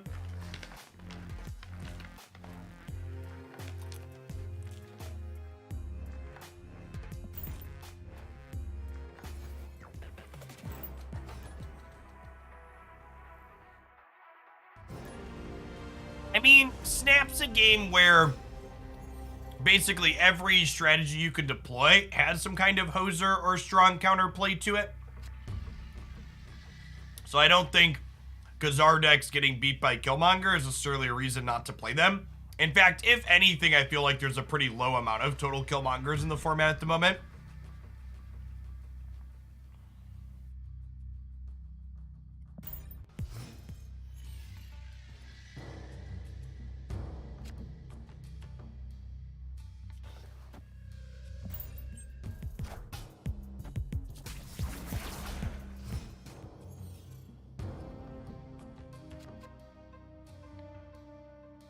As for my opinion on Tyranitar in Pokemon Unite, I'm not a huge fan of it.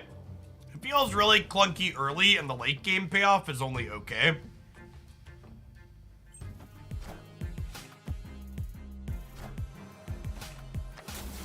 Damn it, we guessed wrong. In card acquisition model in Marvel Snap can be improved upon. It depends on what you mean by improved upon. I think the current card acquisition model in Marvel Snap probably functions exactly as it was intended to function. Which is to say, it keeps people playing the game consistently.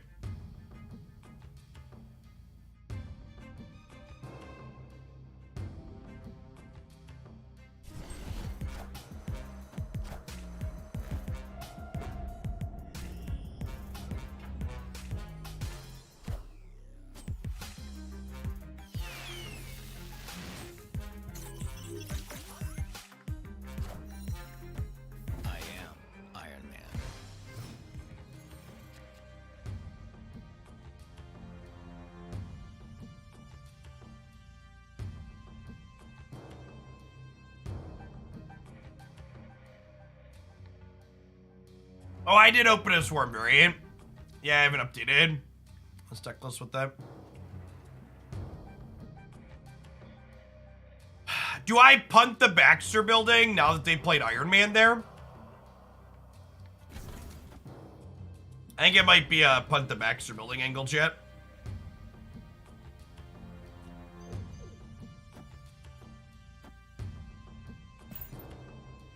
We do this.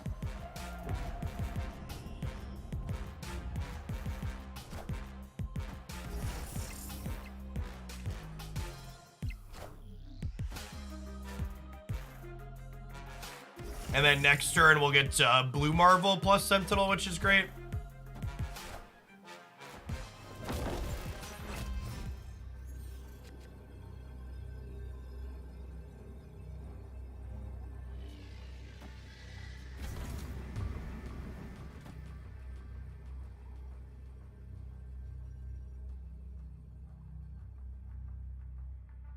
How are they at 10 here?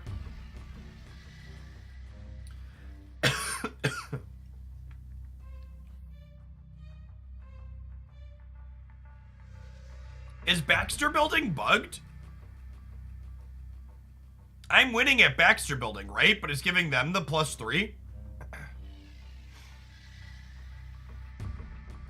I'm at 14, they're at 10.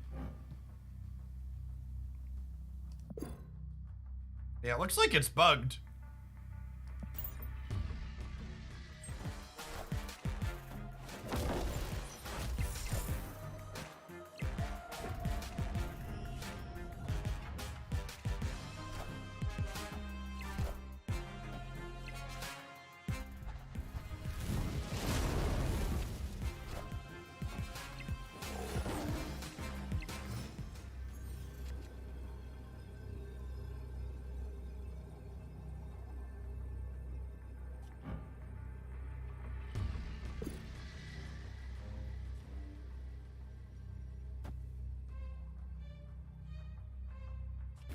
Anybody down for a little earthquake?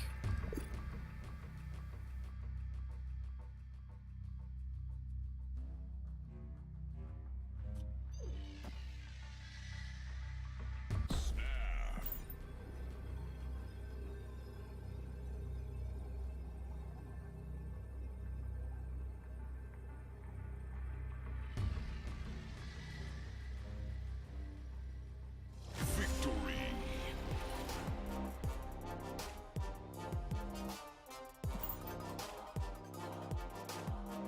That's sweet.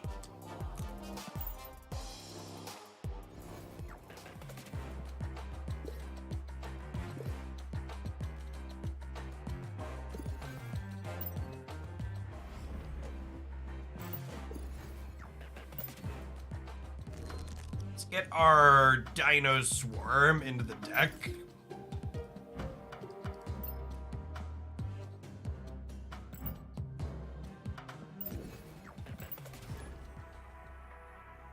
You like the 3 version Cerebro better than the 6 version? I think they're different. I think calling the 3 version more consistent is probably accurate. I don't think the 6 is a meme deck by any means. I think the Cerebro 6 is actually pretty consistent. The main upside the Cerebro 3 version has over 6 is the fact that the 3 version gets to play a lot of disruptive elements. So your total power potential is lower, but you get to interact with the opponent as opposed to just like putting a bunch of stats into play.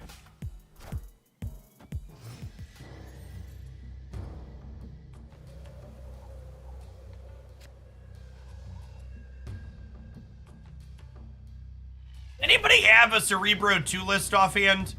I don't know that we're gonna do that today, but maybe we'll do it tomorrow. People keep telling me Cerebro 2 is good, but I don't think I believe them. It's looked embarrassing every time I've played against it. And like, the total power you get to with 2 power Cerebro is just so low. Feels like it's really easy for anybody to go over the top of you that wants to.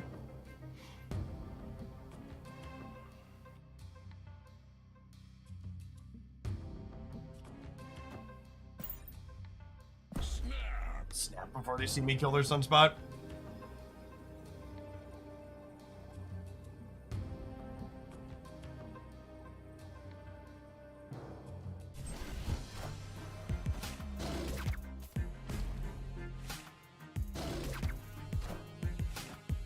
Wind, aid my hand.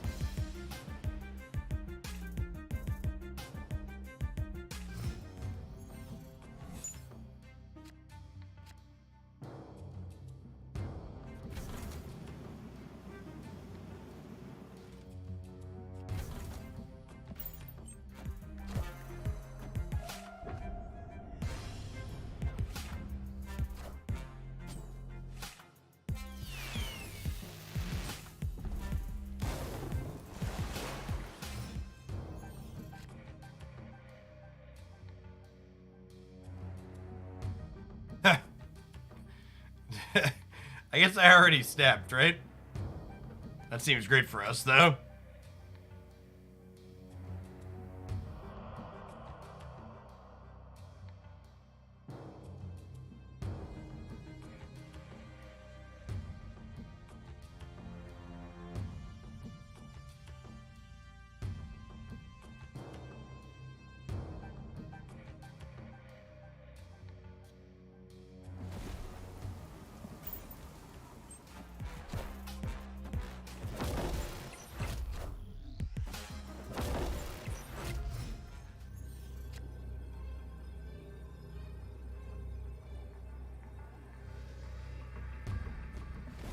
Well, yes. There's a good chance we lose here, huh? Opponent snapped.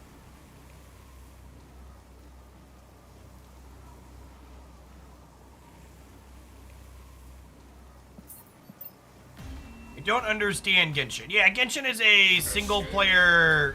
Well, it's technically not single player. Here's a co-op mode. It's an open world RPG game that you can play as a completely single player game, but that also has co-op mode and some end game multiplayer content like dungeon raids and stuff. But you can effectively play it as a single player game similar to Breath of the Wild, yeah. To the person who said we should just be playing armor over Swarm, you are correct. The Swarm was left over from when I had discard elements in this deck. It's a good shout.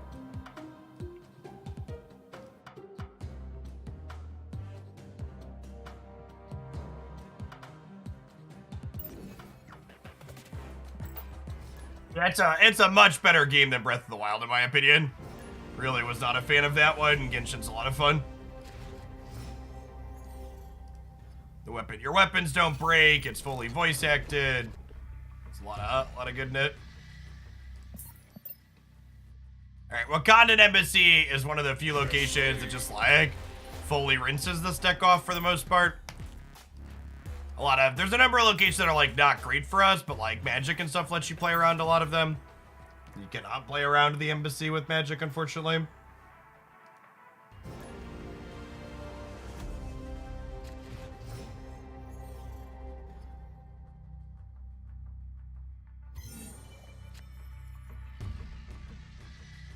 Like this one is one we can Magic away and not have it be a big deal.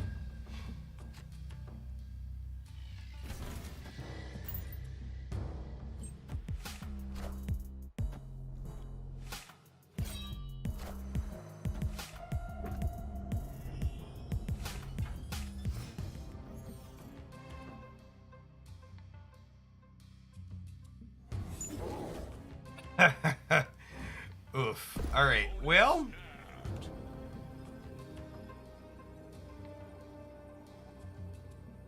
can we win on the back of Shang-Chi and Blue Marvel? Maybe.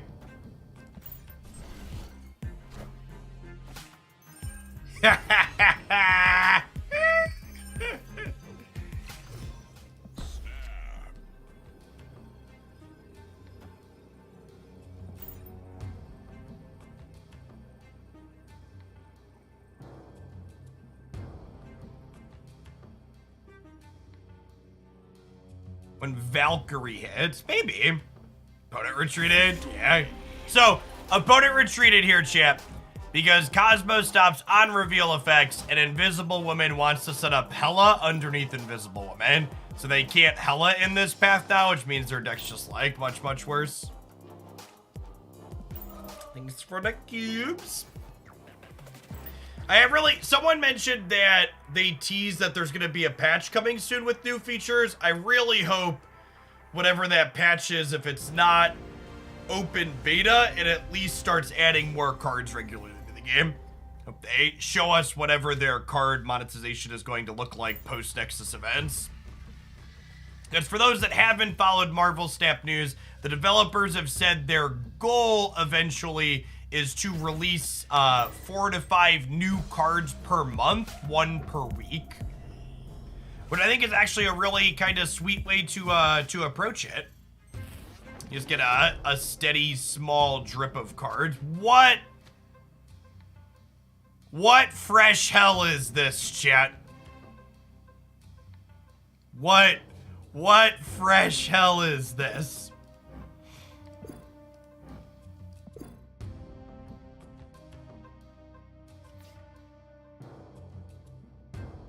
Show us the Invisible Woman holodeck. If you click over to the edited content on this channel, you will find the holodeck there. There are a lot of fantastic deck highlights on this channel if you haven't seen them before. Nailed it, chat. King of the Space Throne, King of the Space Throne.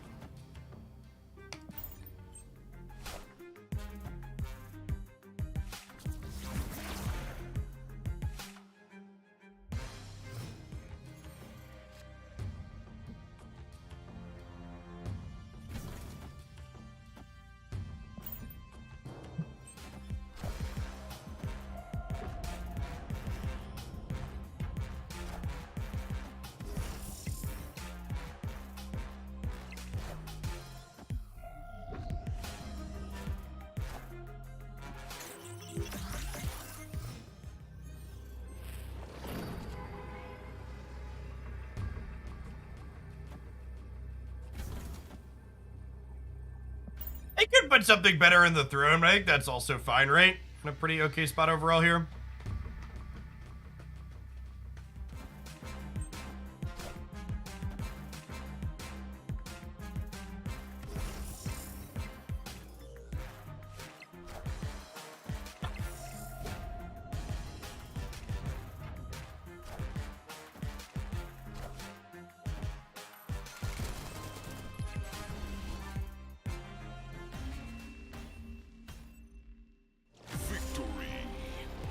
We're at 169 likes on the video. That's a great number.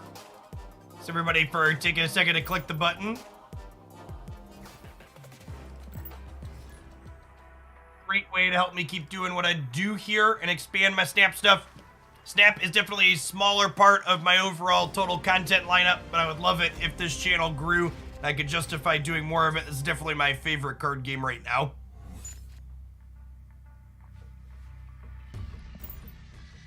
Have a small hope that once we hit a full release with this might be something I could move into as one of the primary games that I make stuff for. I think this game's got a lot of potential.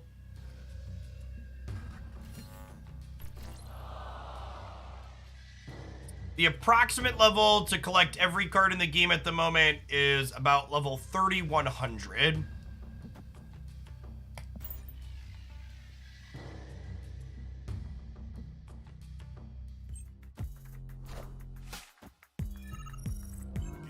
Beetle, someone said you could change just your display name too, without switching accounts.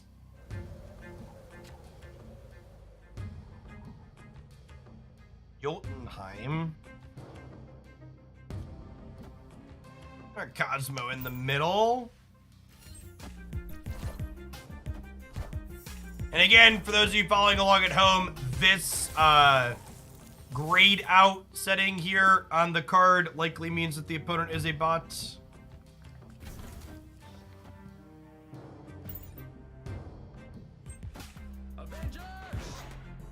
Howdy Throne.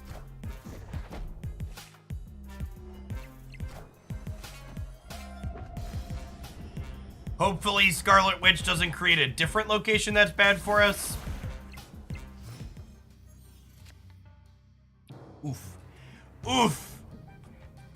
Okay, that's fine. We can just believe in magic here, right? Do you believe in magic and a turn 7?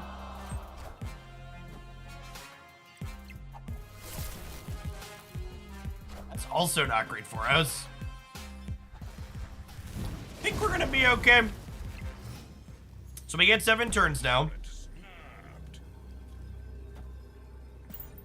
Well, Blue Marvel in the middle.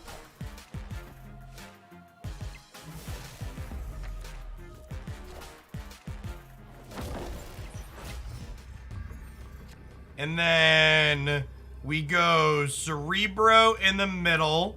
So we're winning Mojo World. And then we'll Mystique plus Rock over here because these will each have a power from Blue Marvel. And then Magic's going to gain 4 here, so she'll go up to 14, so we'll be winning right. They'll probably add something here to win left, but then we're winning center as well. They have something like Blue Marvel of their own they could get us here, but outside of that, we have center and right one. I am Iron Man.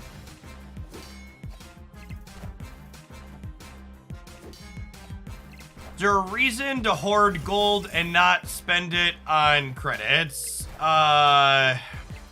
Whatever new card acquisition model is coming will likely eventually use gold.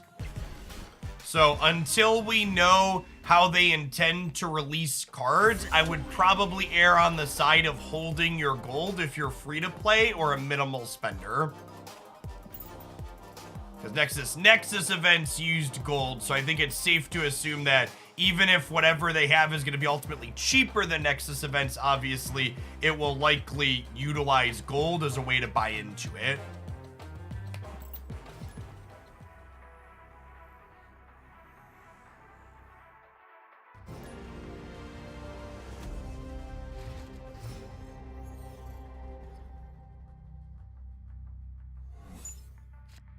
One drops in my deck to draw, chat. It's like cheating.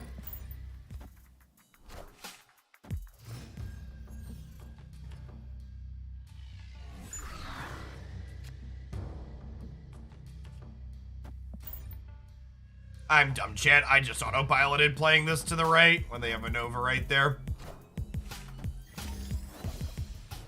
We're talking and clicking at the same time.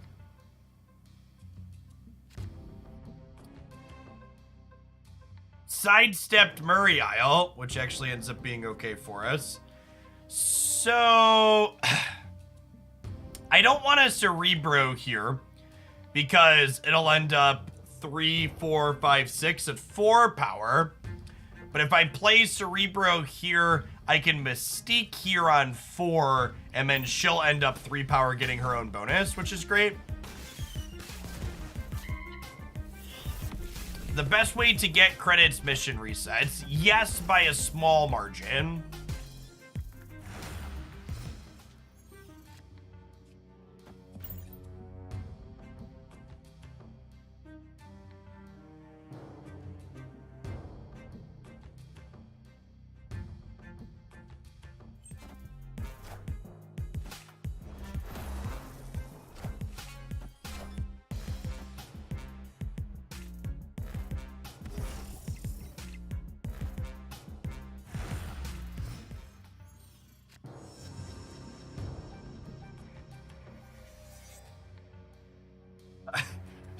Scorpion kind of rinses this shit. I'm gonna give them their cube and back out. Again, like someone said earlier, right? They were like, oh, you can't play Khazar because what's it called exists? Like, well, can I not play Cerebro because Scorpion exists? There's hosers for most things in this game. I'm vibing on this deck. Switch it up again.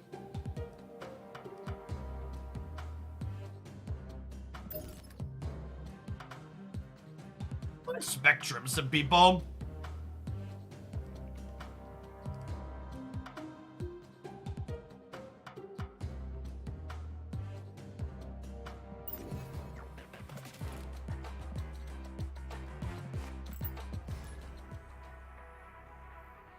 You can't play things with more than 8 power because Shang-Chi exists, exactly. Always gonna be some amount of counterplay.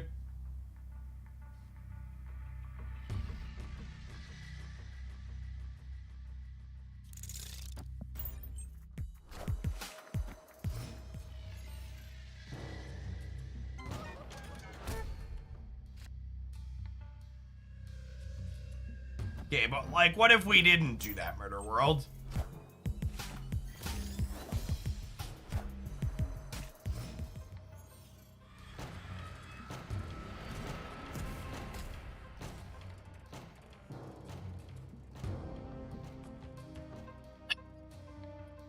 gonna Cosmo into the Angela path here.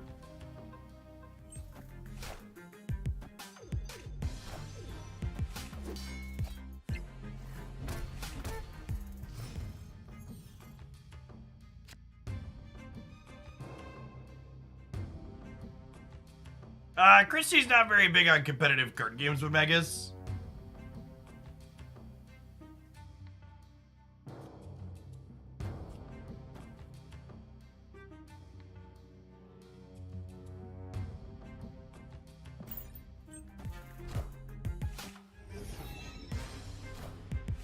We'll hide Lizard for now, so they don't necessarily know they want to stack up this path.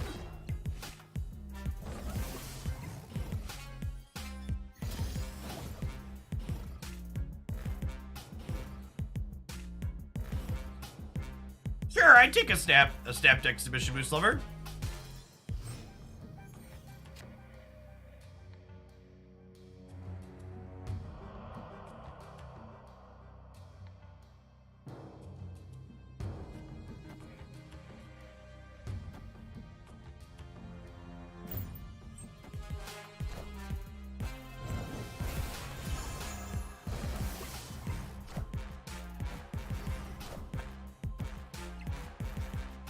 Open and draw our spectrum here. That's a goose. So we're dead. Is there a link on how to do that? I believe the video description should have a donate link in it. If you look down under the video, is there one? It sounds like something I remember putting there. I think it uses my default YouTube video description, which should include a donate link.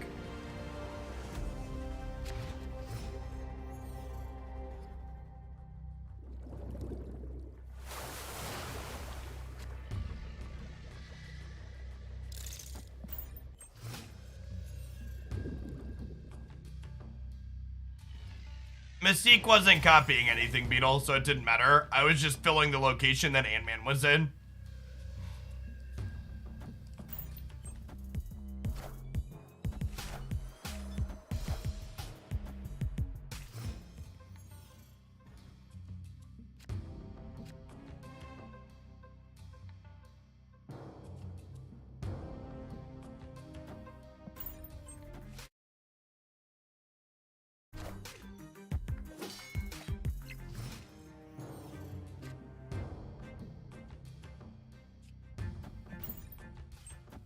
Alright.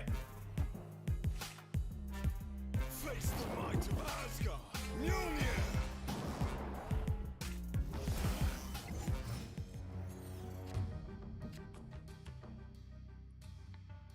So I unfortunately can't mystique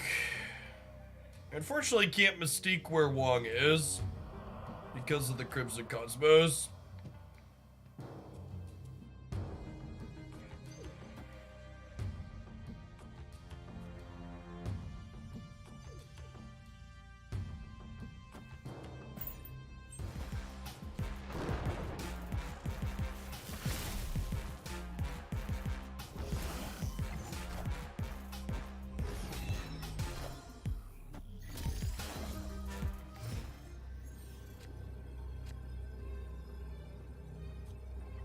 Drew him a lady, but they also drew a bunch of 0 drops. We could lose mid here. Maybe I was supposed to play armor mid, just let me pretty minimal power on the left side. What's YouTube's take on super chat donations? I actually don't know the answer to that offhand.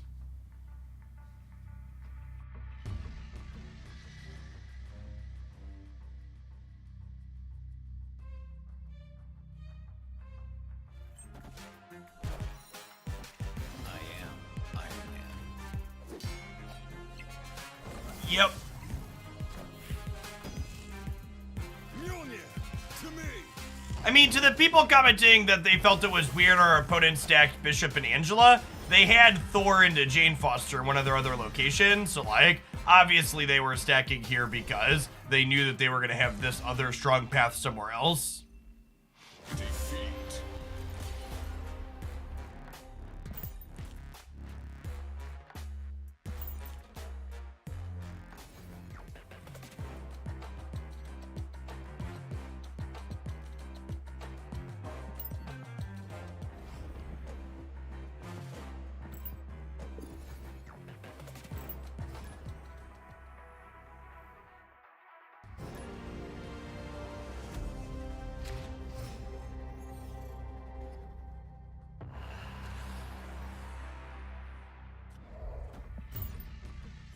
we find a copy of armor, we can play into Death's Domain. Otherwise, we're going to be restricted to these two locations here. There's our friend. Doing a whole lot of nothing so far. Quinjet Chat is in our deck purely as a 1-drop that has an ongoing effect. Does not do anything else other than that for us.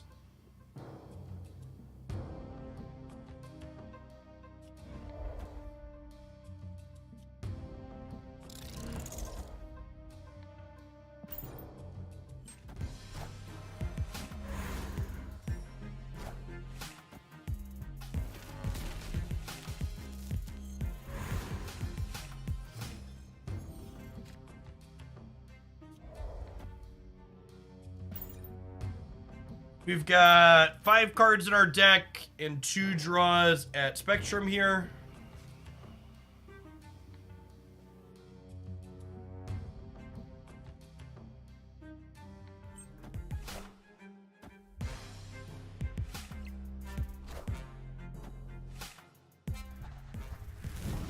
B draws at our Spectrum, lovely. Noise.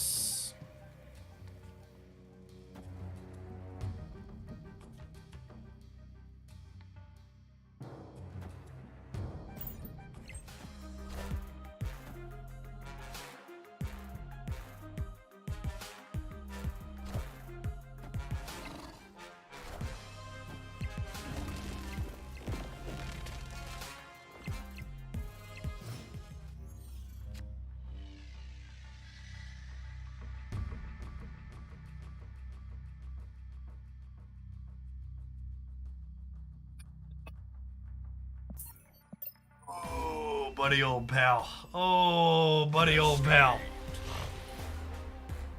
Have we hit infinite? No, I'm not. I don't ever try to hit infinite yet.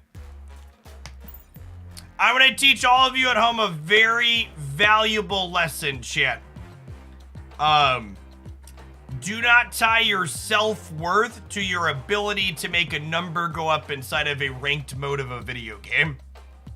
It's a very, very excellent way to make yourself feel miserable and dislike the thing you're supposed to be doing for fun.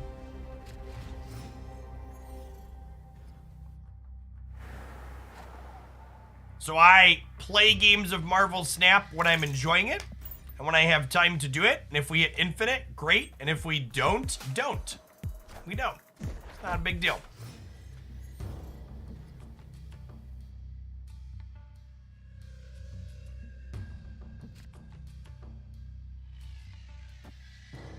Oh, that's a nice one for Lizard.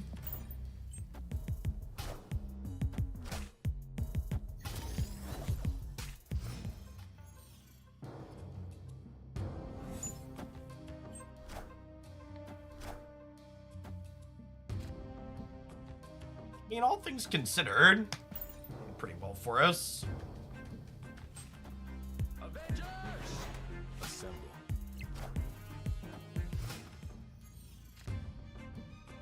Wong!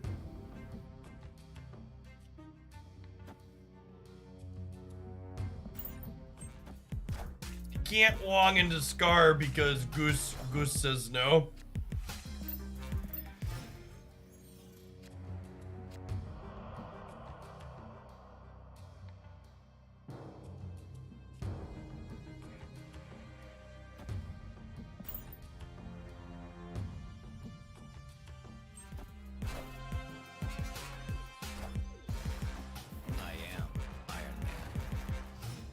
A large lad in the central area, Chip. Oh, snap. I think Lizard doesn't grow. Is that true? It's not grayed out. We'll find out here in a second. I think Lizard grows up, but some of those things are kind of funky in Snap, so we'll learn together.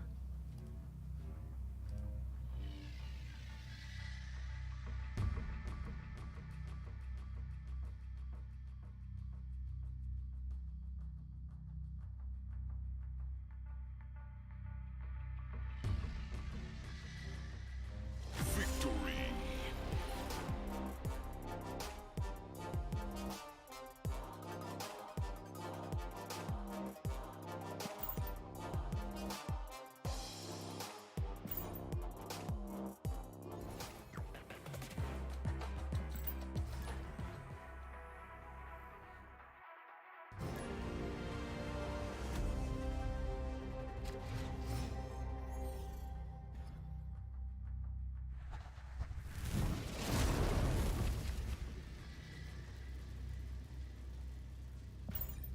So, Ebony Maw is a soft combo with Invisible Woman. Because if you Ebony Maw into the Invisible Woman bath, it stays face down, and then you get it at the end of the game, which is nice.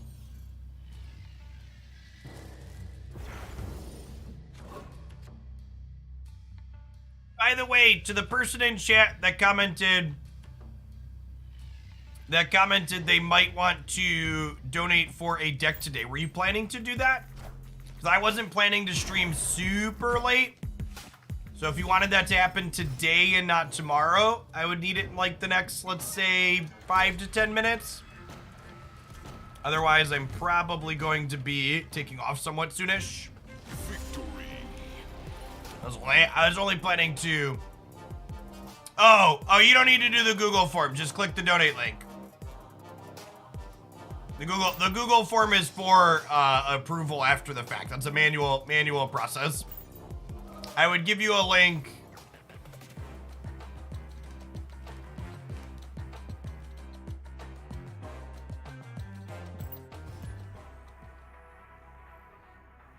That's mostly, the Google form is mostly for Magic players because Magic players like to send in decks that are not good, and I tell them no a lot. Most Marvel Snap deck ideas are fine.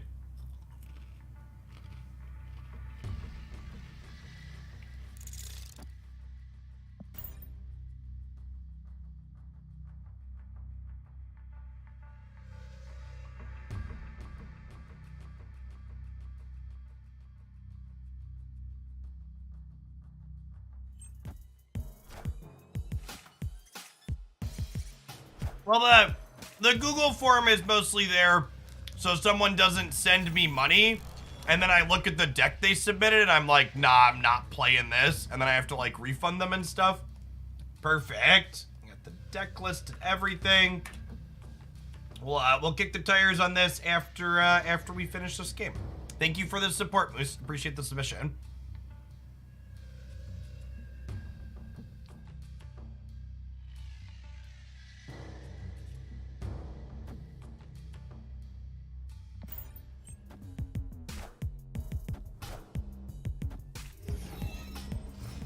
Invisible Woman here to protect your combo from Enchantress. She's just a cheap ongoing card that also happens to combo with Ebony Maw, like so.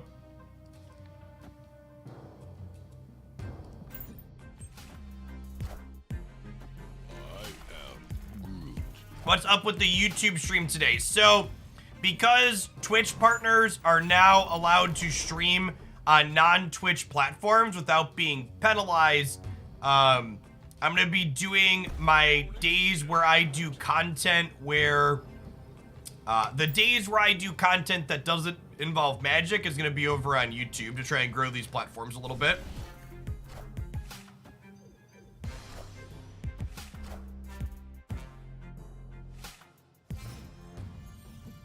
Clear for takeoff. Iron Man into the Avengers compound on turn 5 feels fitting.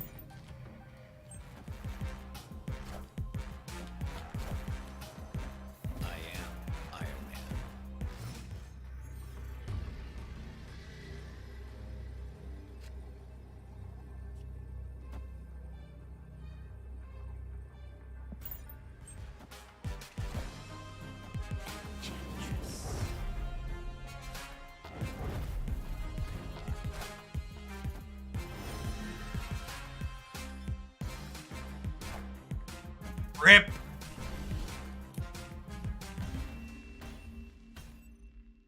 Defeat.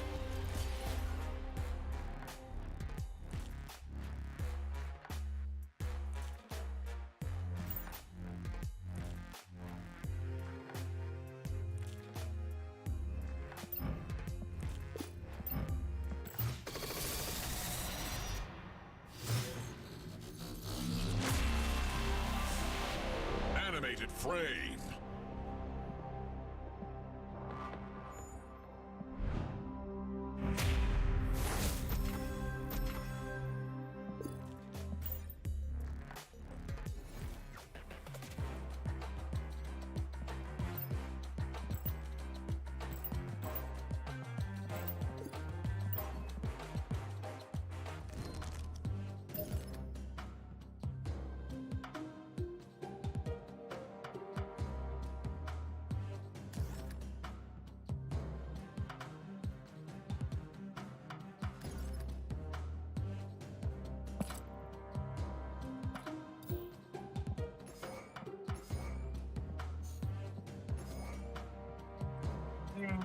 Yes. Sif, Swarm.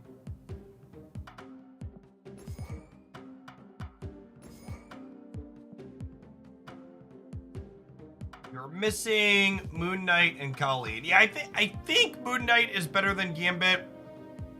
Not a huge fan of this.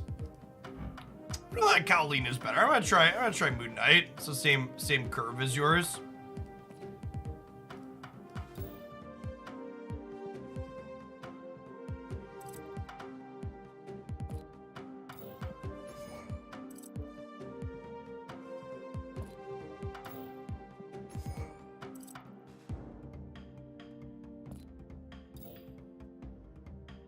I'm curious to see if Beast feels like it does anything in here. It's definitely nice with Bishop and Angela.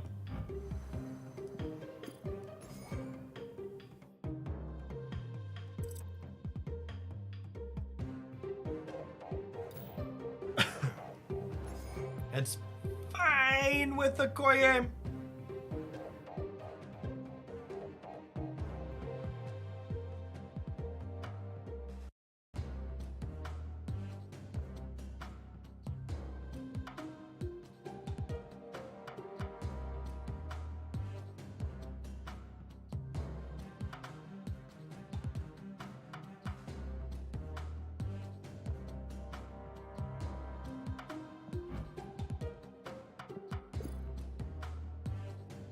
I almost wonder, should it just be like an Agent 13?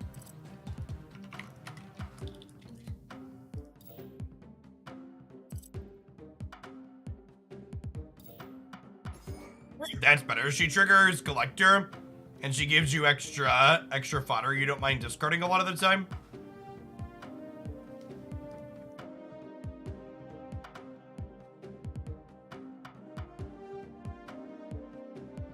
Let's try this.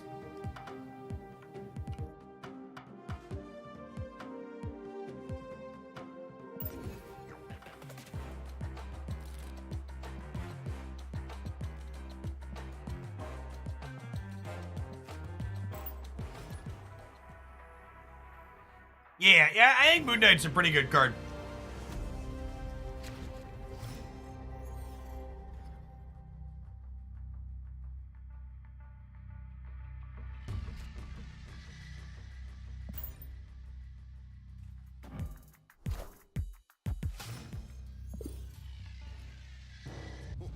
This land is always changing.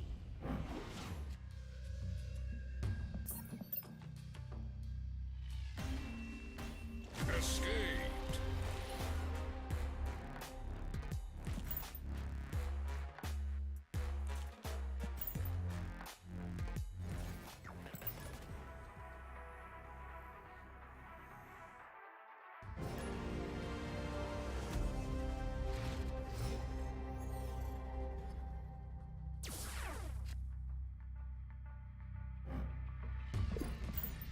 That's certainly cute.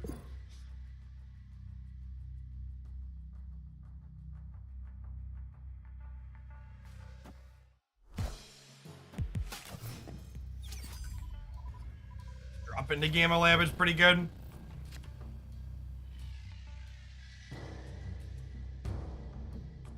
We're just avoiding this.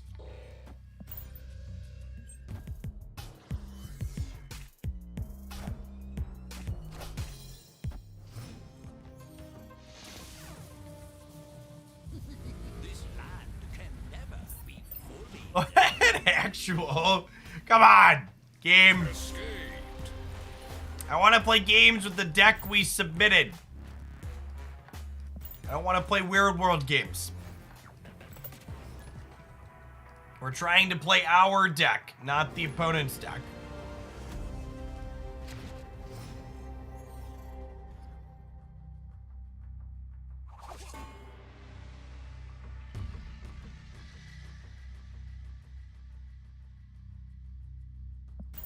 Chill on this for now.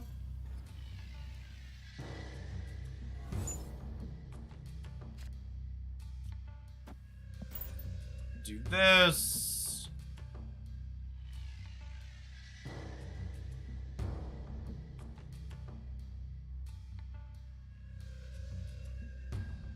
Is Weird World part of the lower spawn rate? I thought it was, but I'm not 100% on that offhand, if I'm being honest. Our curve here... Alright, we're gonna play this game out, because, like, our hand is, like, kind of set up already to do stuff, but, like, it's actually comical that it's just, like, been Weird World into District X. At least it's, like, a turn 3 District X, and not a turn, like, 1 or 2. So, like, we have a lot of cards from our deck, actually, here. I think the actual worst part about...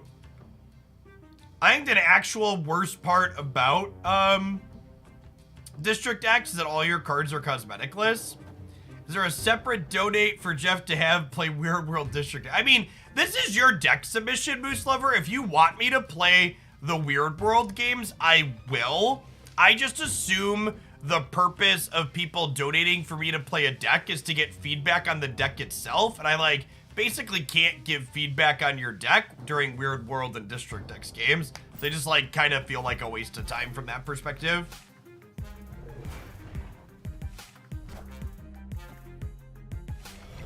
You made the donation. If you want me to play out all the Weird World games and stuff we run into with this set, I'm fine to do that.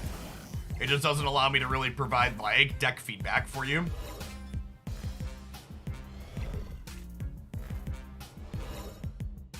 Weird World, we lost, so the deck must be good.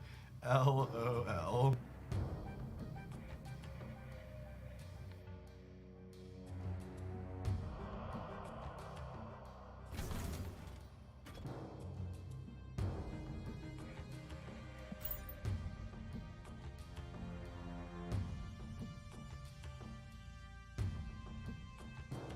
Yeah, I'm supposed to Agent 13 to see what she RNG's into there. I am Iron Man.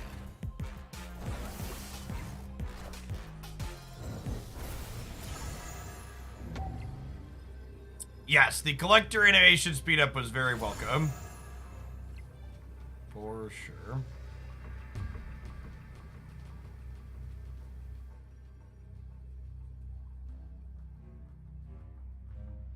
I think I'm gonna hedge winning all 3 locations here.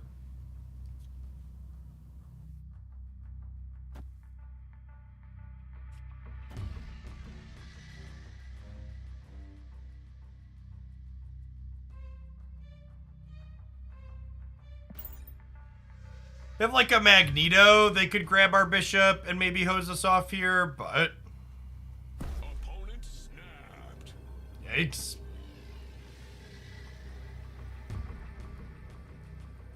I do hope that someday they will let us reposition our things after someone snaps like that.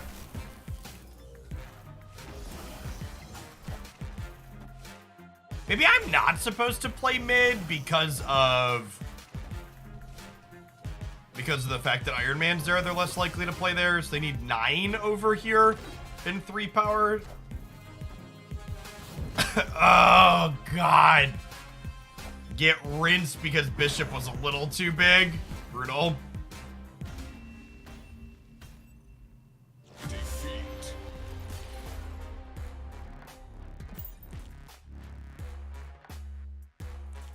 Hey, thanks to the 200th person that tapped the like button for the stream this afternoon. I appreciate you all.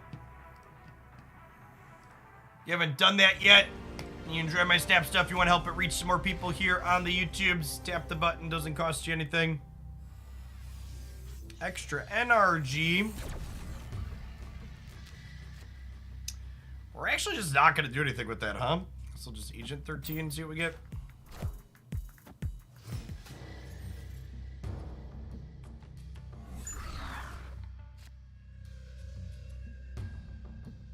Namor's probably not particularly useful, so I think we just Lady Sif here.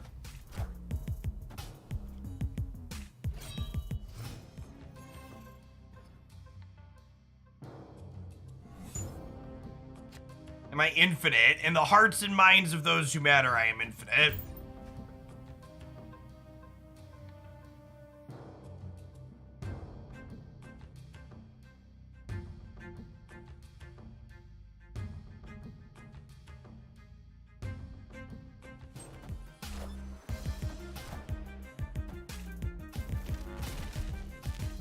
I probably won't end up getting Infinite this season. We're hanging out around 80.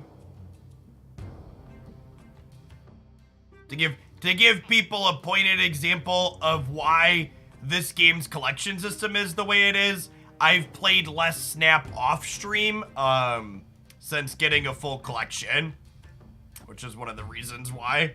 I was also in London for a week, which had me playing a bit less, but since my collection is hit completed, definitely played a bit less.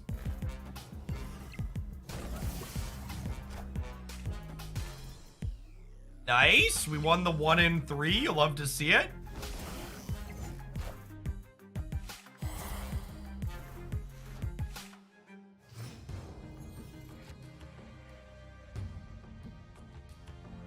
Well, that's super unfortunate.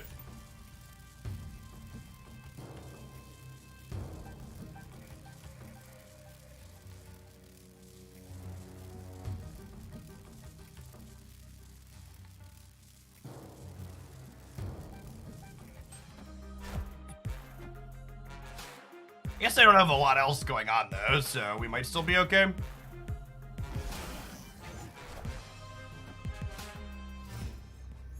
Doombots, ippy-dop-a doombots, bippy-dop, the doombops, tippy-dop-a doo. Yeah, yeah.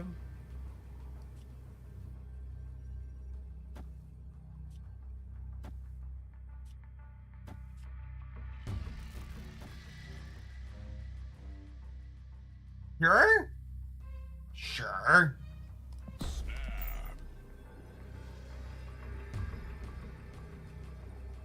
I haven't played Lockjaw Electro. We should do that at some point.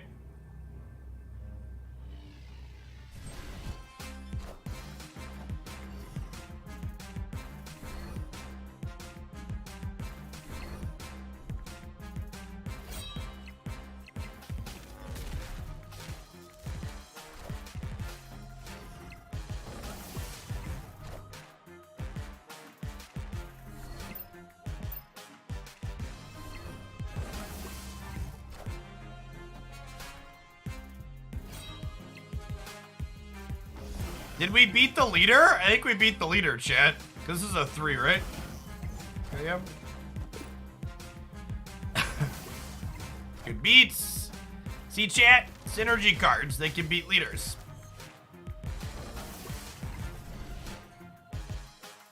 Love it. Victory.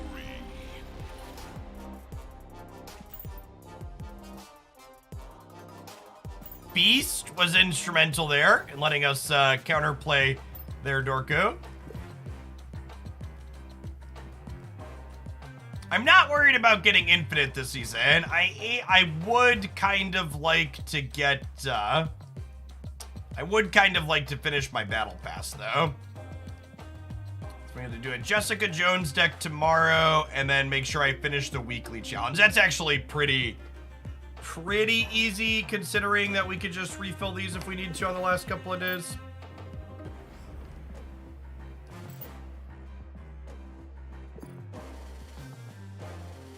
So another variant, a variant, a variant, a variant.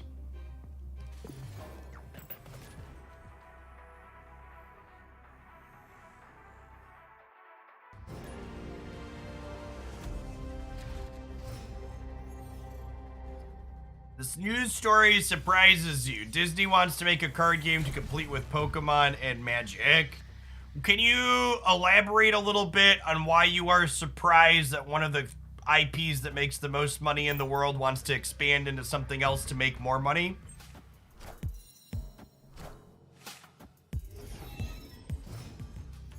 Which part of that is surprising to you?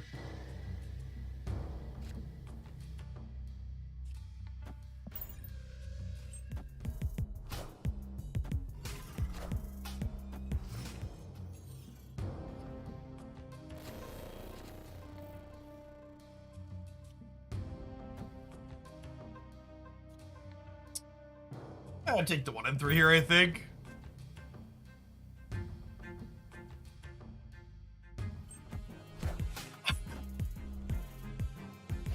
Never lucky, Rubber Ducky. Opponent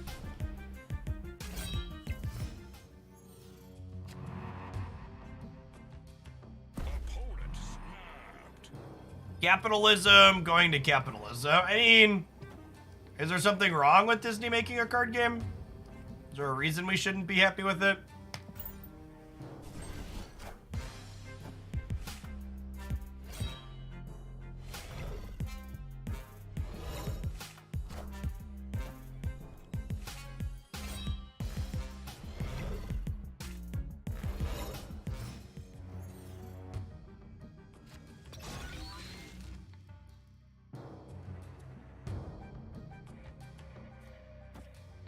This is actually kind of fun.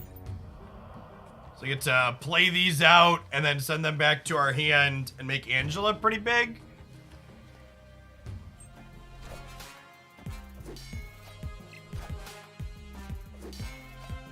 Mouse is bad? Chat, don't tell my 2-year-old the mouse is bad. She loves Mickey Mouse Clubhouse.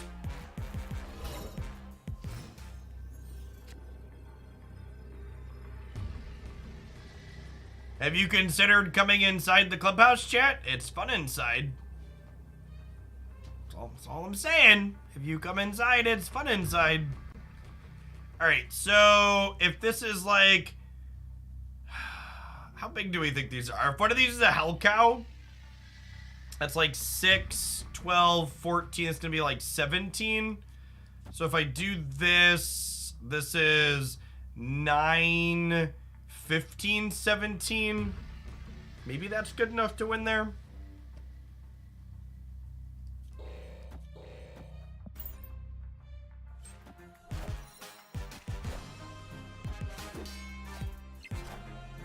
Jeff selling out for the mouse propaganda.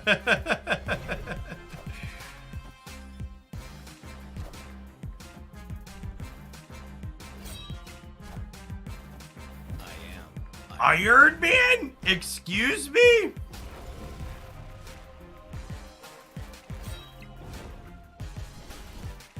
Well, I definitely wasn't prepared for an Iron Man to be under there, chat. Defeat.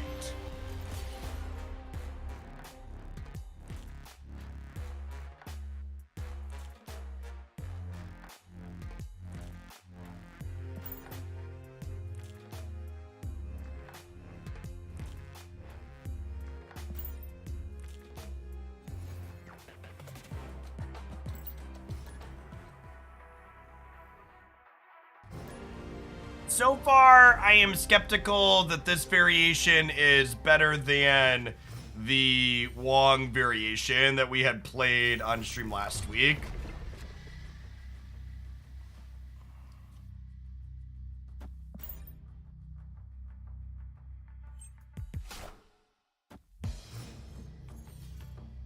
Yeah, I think Iron Man Inside of Hella is fine. My surprise was mostly at the fact that it was under the what's it called?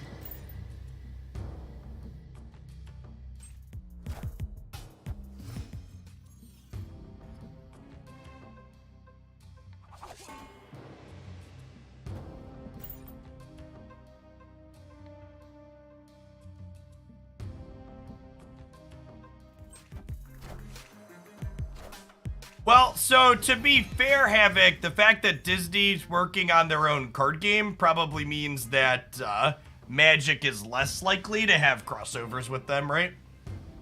Would be my expectation.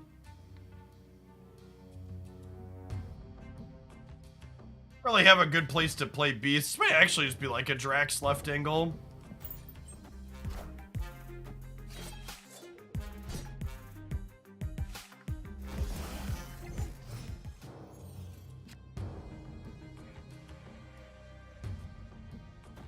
And I haven't really discarded anything this game, so Morbius isn't even that good here.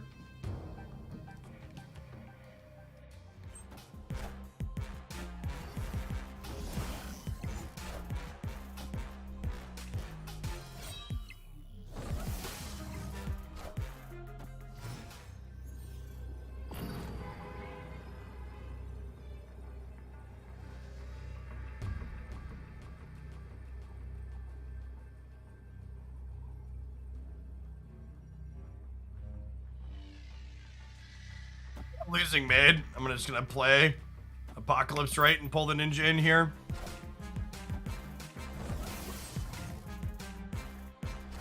Although I guess we're gonna lose left now too.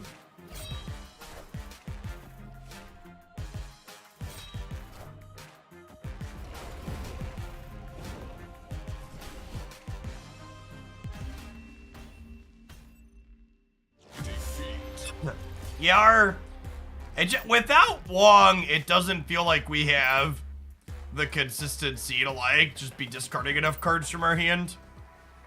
Setting up Beast to pick back up and play back out the cards that discard is kind of on the expensive side.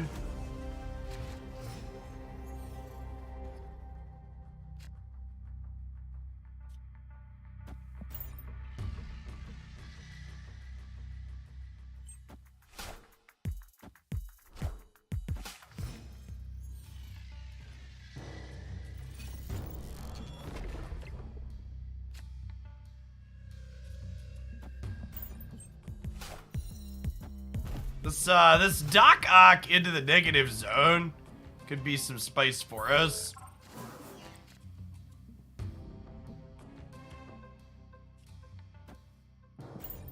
He says before discarding it to Moon Knight.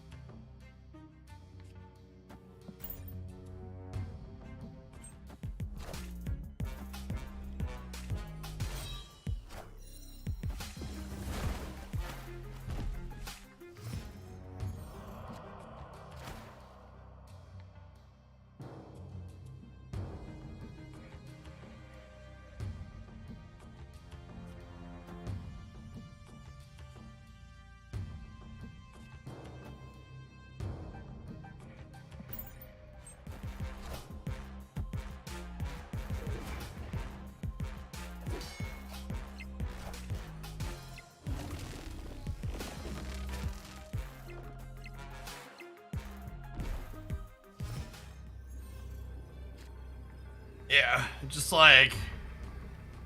It's like played a bunch of cards and none of them really mattered again. Alright, we'll try this a couple more times, but I think I'm about ready to say just play the other discard deck.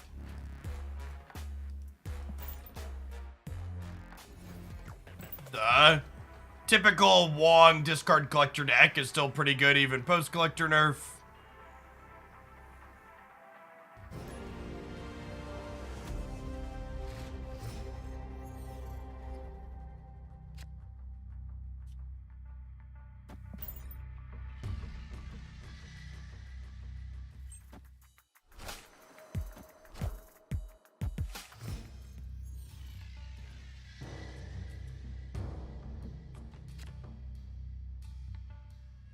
Well, Agent 13 gave us something to cleanly discard to Sif, which is kind of nice here.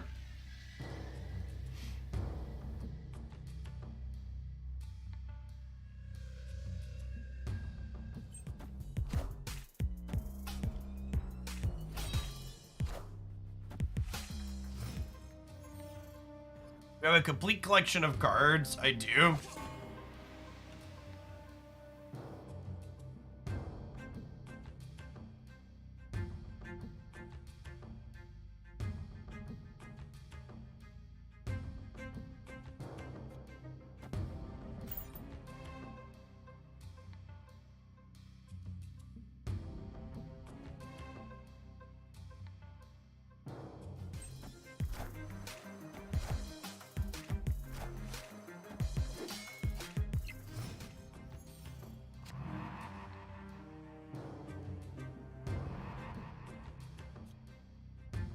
Honestly, at the slow rate our deck has been able to actually discard cards and put numbers into play, it kind of feels like we might even be in trouble here against the bot. What collection level do you on average to complete it? So people starting now will hit a full collection somewhere around collection level 3000. For me, because I collected cards under the previous collection system, it was much higher. I did not have a full collection until collection level almost 4,400.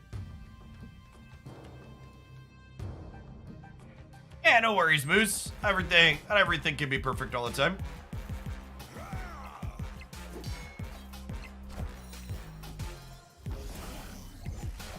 Often you actually play Apocalypse. Well, this game we're gonna play Apocalypse.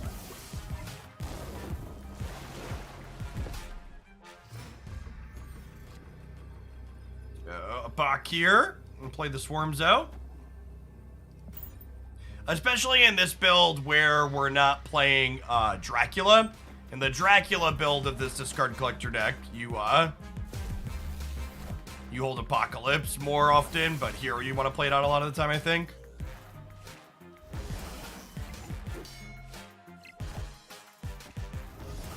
Alright, we're gonna win left and right. We didn't have enough power here to overcome the bot.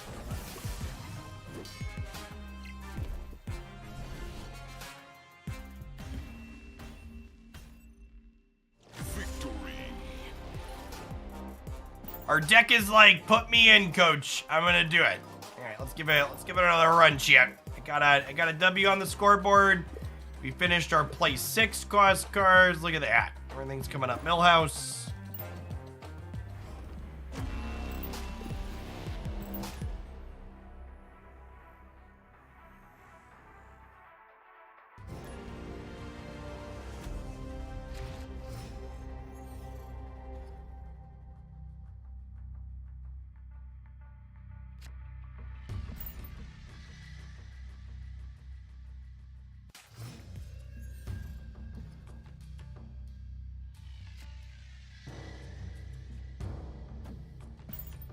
Well, we don't want to play Collector into the Dark Dimension. He needs to see things enter our hand to get bigger. Same with Bishop. Probably going to end up in the Strange Academy.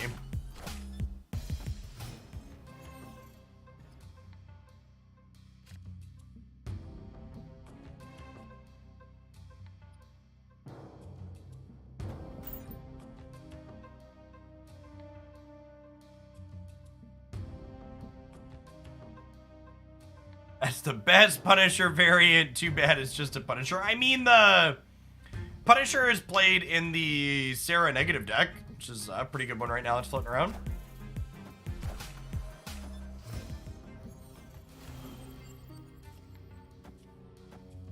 Great. Let's hopefully discard some of these to grow Collector up. We're adding at least 9 power here.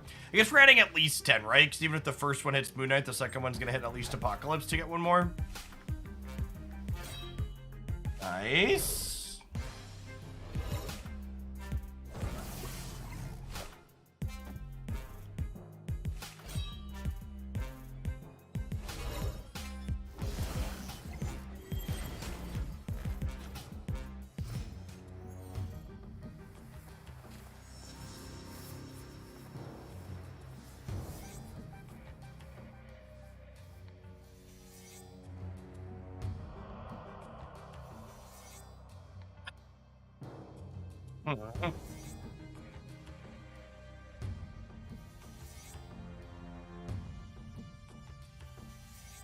What do I want to do here?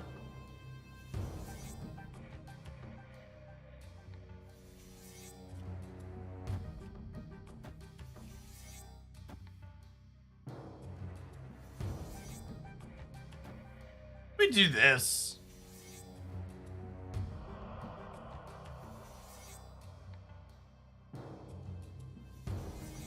You want to just Angela Moon Knight? Guess that could be okay. Yeah, I don't need that. That's probably fine.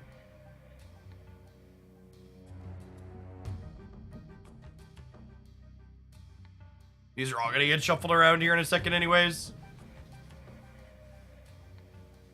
It honestly could be right to put a swarm over here by Asgard just to force all of these to move into the Dark Dimension to kind of control what goes where.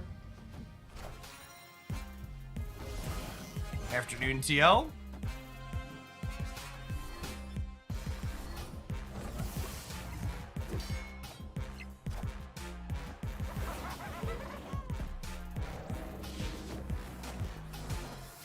All right. Well, request granted.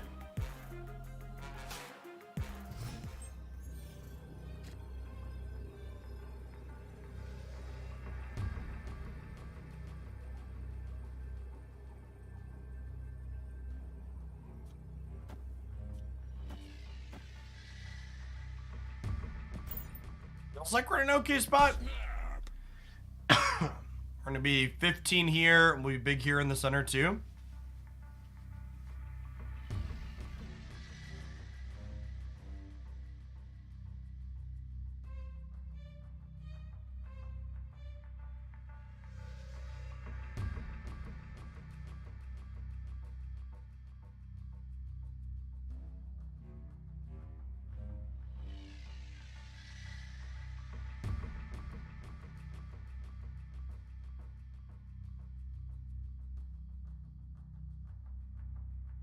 Survey says opponent.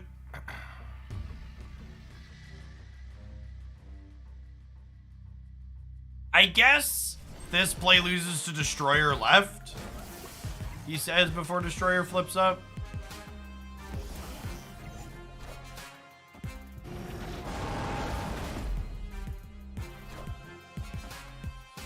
And we definitely didn't need the second swarm in the middle. Yeah. Defeat.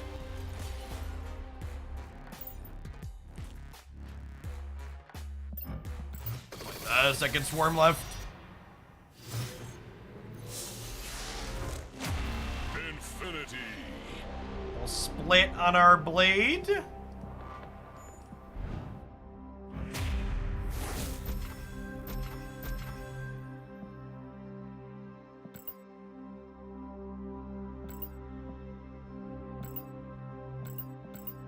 A lot of people complain about the boosters, chat. At least, like, boosters are something I might use at some point. Like, the extra avatars, I think, are one of the worst prizes. Because, like, you can only use one at a time. And it's not like you're going to click through and change them constantly, right? So, like, the diminishing returns on avatars go up really, really quickly.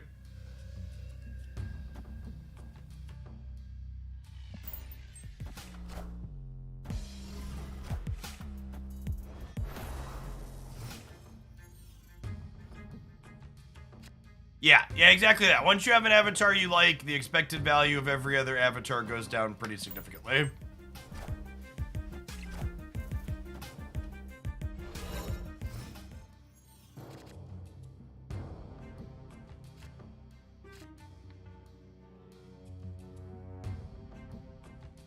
Yeah, assigning an avatar per deck could be a small amount of mitigation for that type of thing.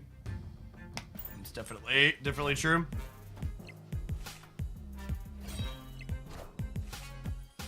I also don't really switch avatars in Arena either, though. Like, I have one that I like, and the rest of them basically just have diminishing returns.